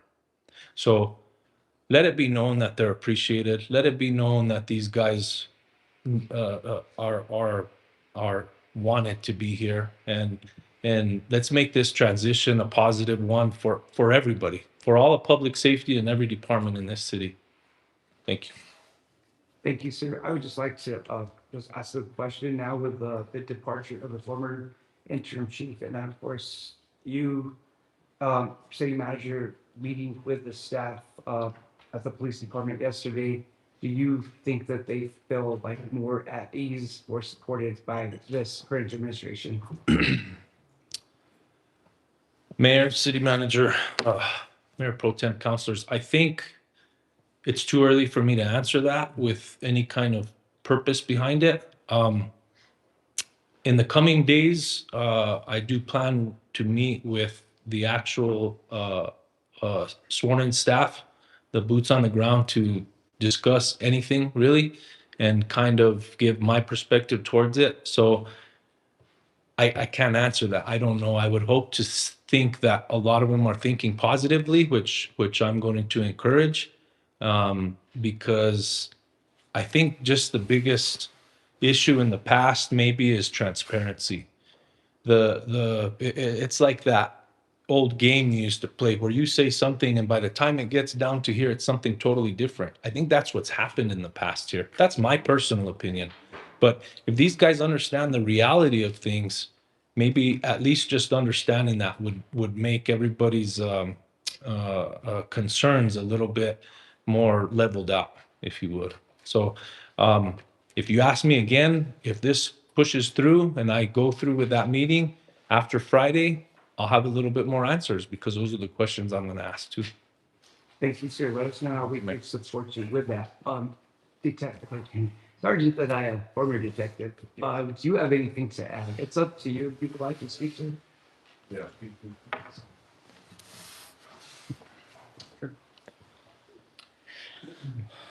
Mayor Pro Temp, City Manager, Councilors, thank you for, allowing me to speak today. I know in the transition from your administration, from the last administration, going back to your question, Mayor, on your administration is what Chief Montoya had explained. It is, I think what our officers are feeling now is just because of this transition, we always go through a transition phase. So it's nothing against the administration that's in front of me right now.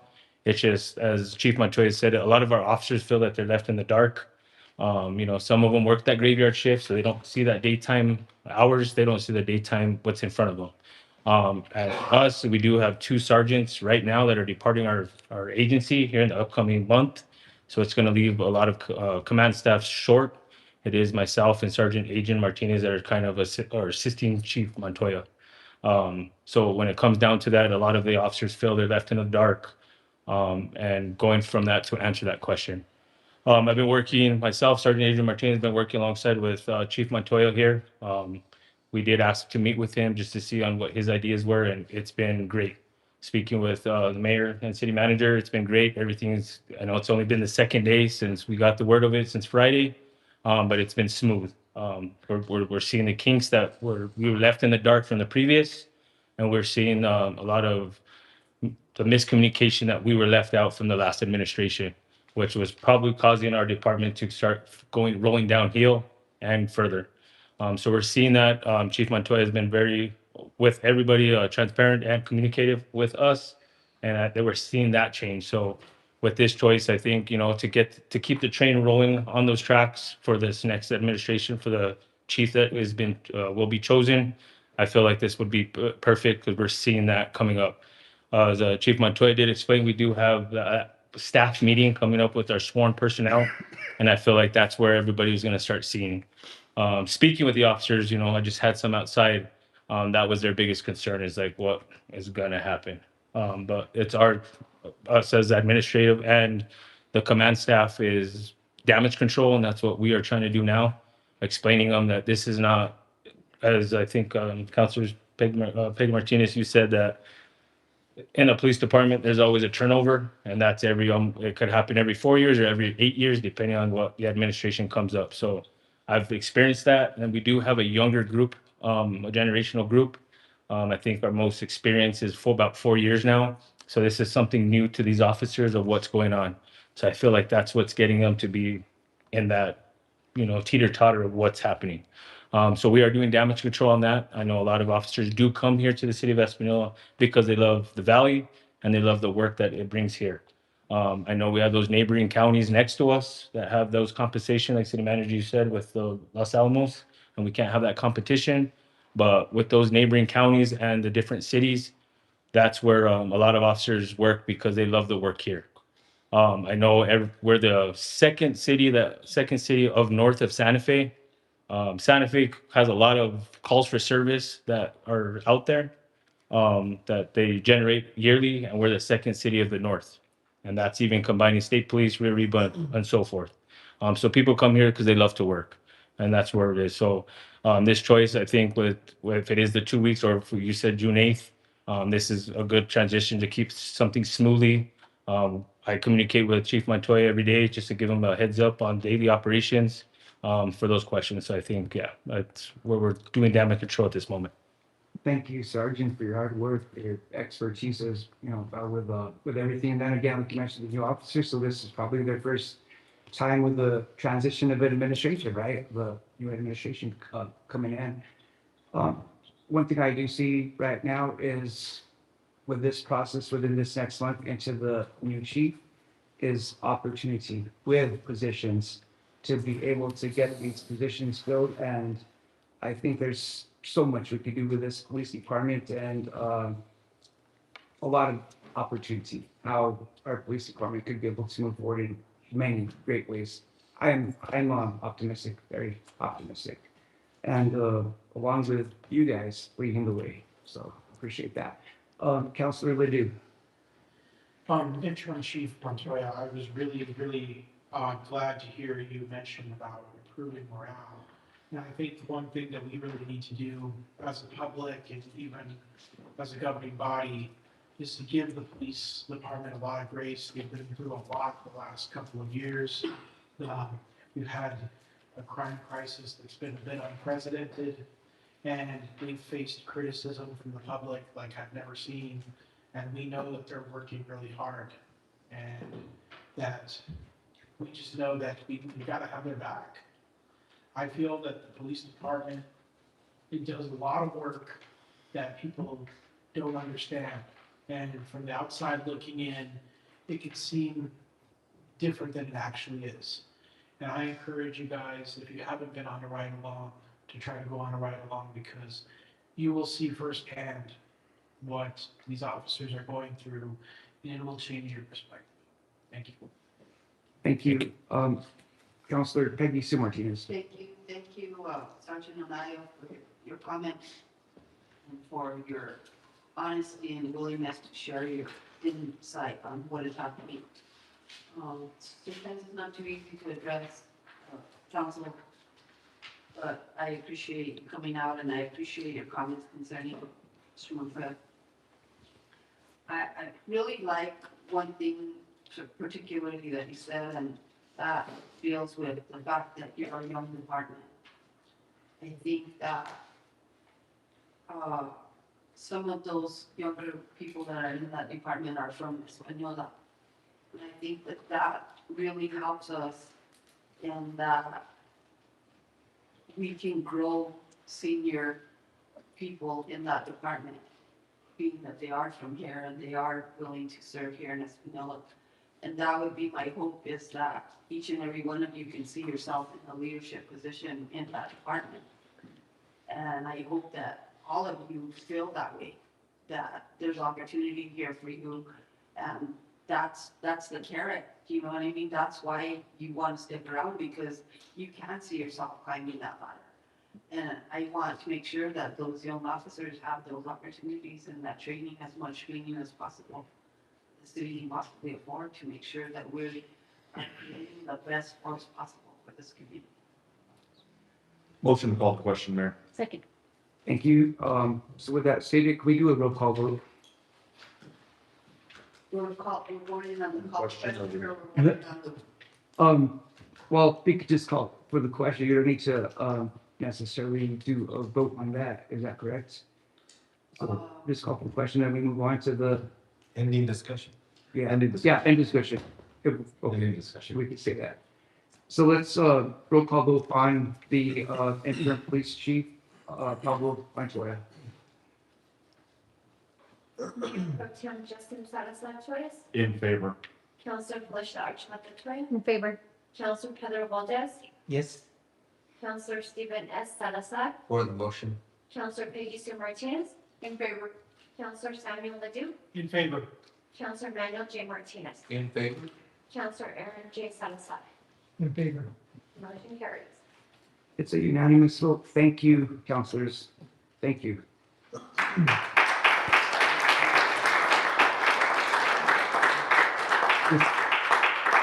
Mr. Montoya, congratulations, sir. I think you're going to do the oath of office right now. We could get our city clerk to do the oath of office. Maybe the competition for this car is going to be shining. Would you like to?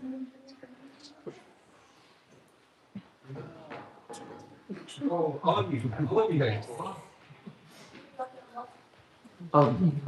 Mr. Montoya, whoever you would like to come up. You can do whatever with that. Okay, right hand up. Left. This is my first. Okay. Repeat after me.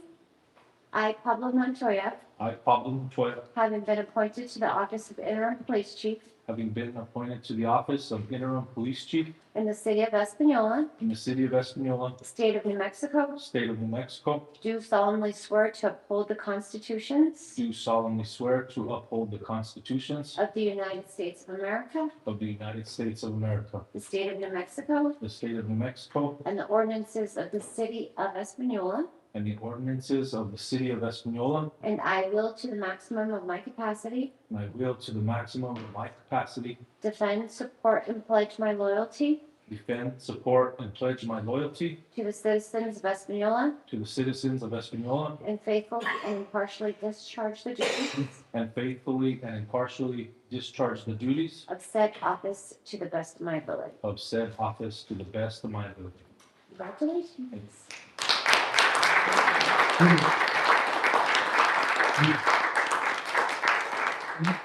Congratulations, Chief, Marshal, Assistant Chief. I think that's got all your titles, right? Yeah. Sergeant. Thank you, sir. Thank you. Thank you. Thank you, Sergeant. Okay, very good. Oh, I gotta get this thing. Oh, unless you don't want to introduce me. Make it official. Let's know why you're taking one of I know.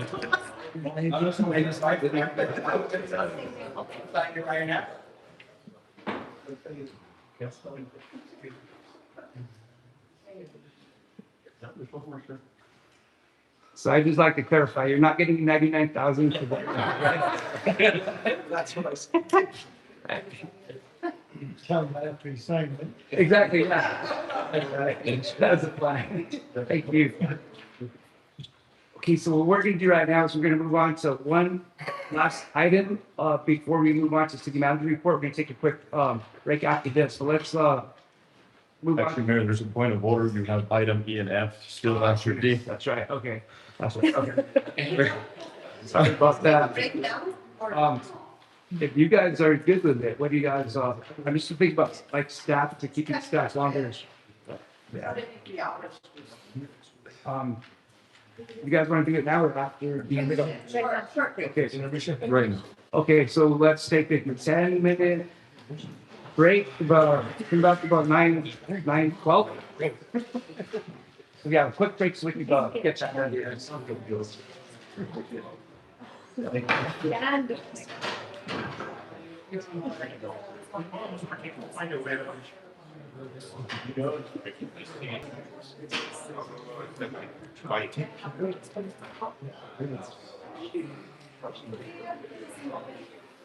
Thank you very much. Thank you. That's important. Yeah, well, it's just the post that we went through things streets, but I think we Wait till we come to this. This is the ice punch repellent.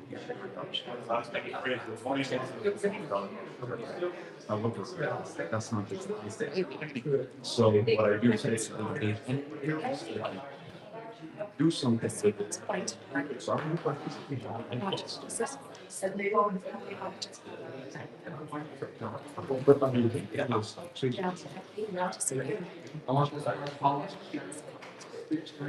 Yes, sir. I just, it's been, I know, it's been bugging me all evening, but flag, they were supposed to be straight. Yeah. Yeah. Yeah. I just noticed that because I always carry the flag. Especially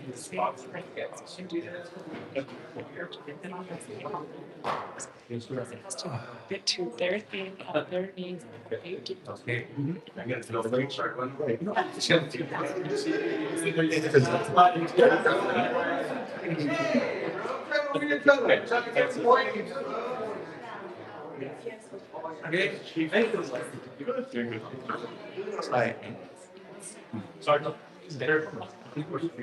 We have to, we have to be equal, but everybody else.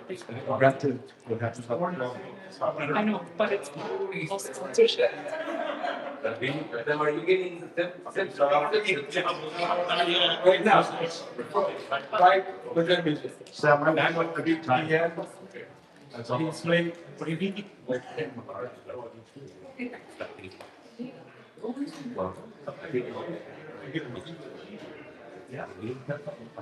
No.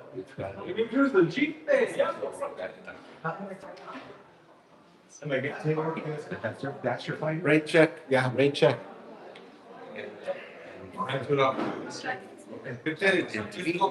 It's simple. I'm going to go man. It may be taken into consideration with the election.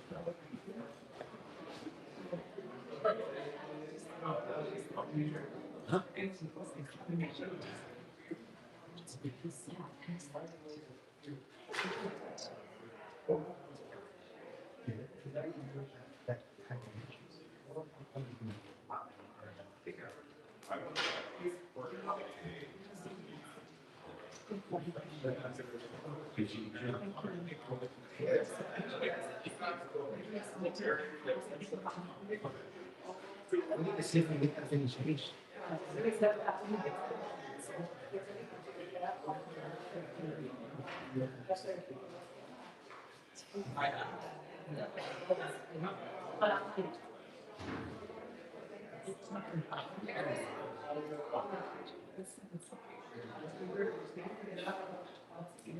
I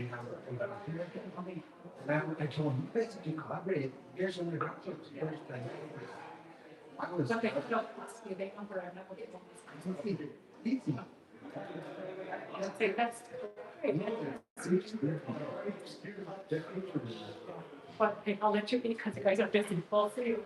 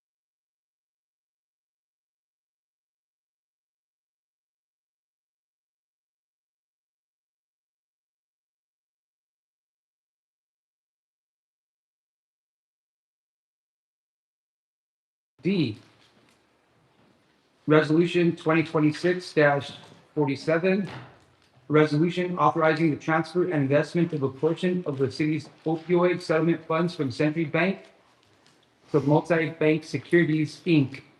for the purpose of improving investment return, maintaining liquidity, supporting allowable yearly operational and employee costs related to opioid response activities. I think we have our finance director, Mr. Varela. Welcome, sir. Thank you. Mr. Varela. Thank you, sir. Thank you, sir.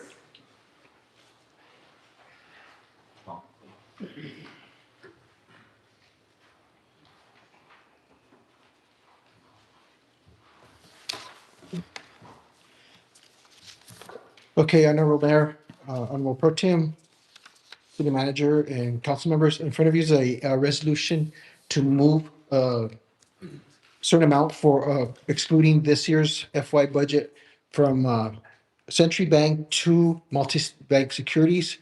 If you look at the Century Bank balance sheet that's in front of you, this is from today.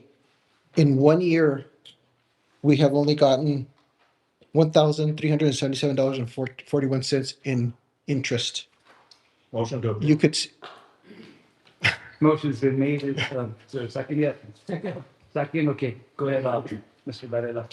so we're looking at, we're only getting 25 bips. You can see there the interest rate in the little spreadsheet that I made for you, proposed. I put it up there for public. But anyways, if we would have moved it to multi-bank securities, but last year, just so FYI for some of you that don't know, when I came in, opioid was commingled with lodger's tax, and you can't do that. It has to be completely segregated because there's certain guidelines that you follow with opioid. But if we would have invested it, because we have put some money aside for the social services director to run her program, but that kind of failed this year. But excluding about 200,000 that we removed from this year's budget, if we would have gotten about $77,269.64 in interest that I could have gotten last year from last year to this year, just using the same investment principles. So with that, if you want, I can yield for any questions you have, but I would only be able to invest this by New Mexico Statute 61010. I can only do 5 years, so it would be broken down into 5-year laddering increments. Okay. I do think it's okay. Are there any questions for Mr. Varela? Councilor Peggy C. Martinez. Thank you, Mayor. Thank you, Mr. Varela. Can you tell me what the drawback is in case something happens where the city needs to draw that money down? Why would it be drawn down? It's opioid fund. We're only approving, well, this FY year, we're only doing 200,000. Right. And then probably about 90,000, 120,000 in the next projected years. The concern that I have is the way this is written out. It says supporting allowable yearly operational and employee costs related to opioid response activities. So, like what you're saying sort of doesn't match what's on here. If you're telling me that we're only spending 200,000, first of all, that money was given to the city of Espanola to affect an issue that is killing us, literally. And I really feel like the city needs to do what they can to engage the public and find out what and how that money should be invested in this community. So my question remains, what's the clawback or what's the penalty if we move money out of there? Then you're doing a disservice to the public because you're using somebody that can get you like almost 5% to a bank that's only giving you 0.25%. No, I understand what you're saying. I totally understand. I guess I don't understand what you're trying to ask. Can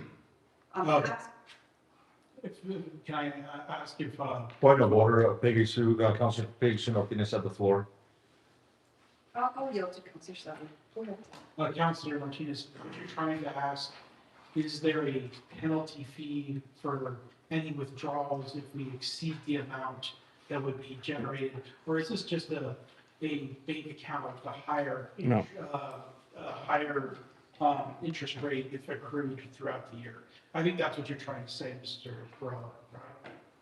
Yeah, basically. Okay, Honorable Mayor, Councilor Martinez and Councilor Ledoux, there is none, because they're usually in treasuries or in agencies, so there is no penalty. So it would be straight money if needed. So when you're saying here, supporting allowable yearly operational and employee costs related to opioid activity, this is not allowing the city of Espinal to spend money in any way that's outside of our budget, correct? Correct. So the way it's outlined is, the reason that I'm saying 200,000 is because that's what the council approved last year for operational use, and also the employee use, because I think you guys had approved 2 people for this program. Approve the opiate overdose response team person, and we had approved 2 subordinates for the social services department. Correct. So that was a total of everything with the operational and with the employee was 200,000. That included 2 vehicles that was approved by the council, which never got ordered. So we in turn put that same amount for this FY 27. And then in future years, that's up to the council. Are we going to keep it 200,000? Or are we going to, because we won't need 2 vehicles every year, are we going to move it down to like 120,000 or 140,000 operational and employee costs? So that's how come I have it broken down. That's just a sample in the years there on the projected fund growth. That would change, but just leaving it stagnant at Century Bank with a 0.250, yeah, this way we do it. But we'd invest in what's permissible, which would be treasuries, agencies, or we can do brokered CDs too, which still are which can be traded in the open market. I want to thank you for your looking into it and looking for a better rate for that money. I think it's important. So thank you. Thank you. Thank you. Councilor Manny Martinez. Just a quick question. Are those positions that you just mentioned, are they filled right now? No. No, sir. Actually, the money has just been, it only got used one time this year that I can recall, and that was for a contract that I don't know what the deliverables were, to be honest with you. But we did a $20,000 contract. So it's just been stagnant there. And just a point, I know Mr. Ortiz has a question, but just so you know that the interest gained on this has to stay within the opioid. So that money just goes, it keeps on growing, yes. And then we're also due for another payment, so it would be invested as well. And then we would just use that Century Bank money for the pooled cash that we could put it on for every year. City manager, are we looking to fill those positions right now? Yes, Councilor Martinez, this popped up just last, actually about a week and a half ago. I got a survey sent to me from the state auditor's office in regards to the opioid monies and how we were using them. When I was looking at that survey, it wasn't even like really on my radar at the time. So like when that email came through, I was like, what's this all about? And I started asking a lot of questions. And what I found out is that the services were supposed to be directed through and disseminated to services through the social services director position, which has been vacant since when did previous?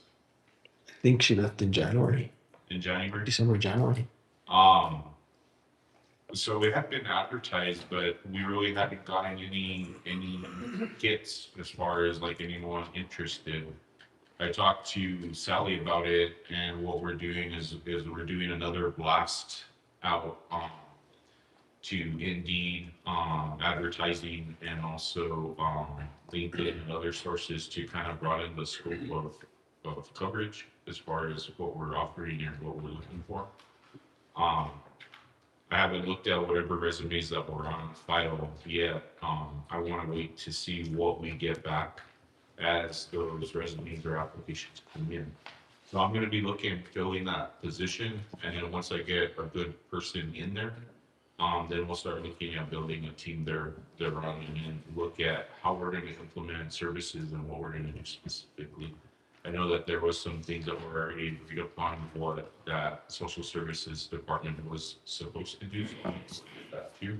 And then see what else we need to morph or change or redirect at that time.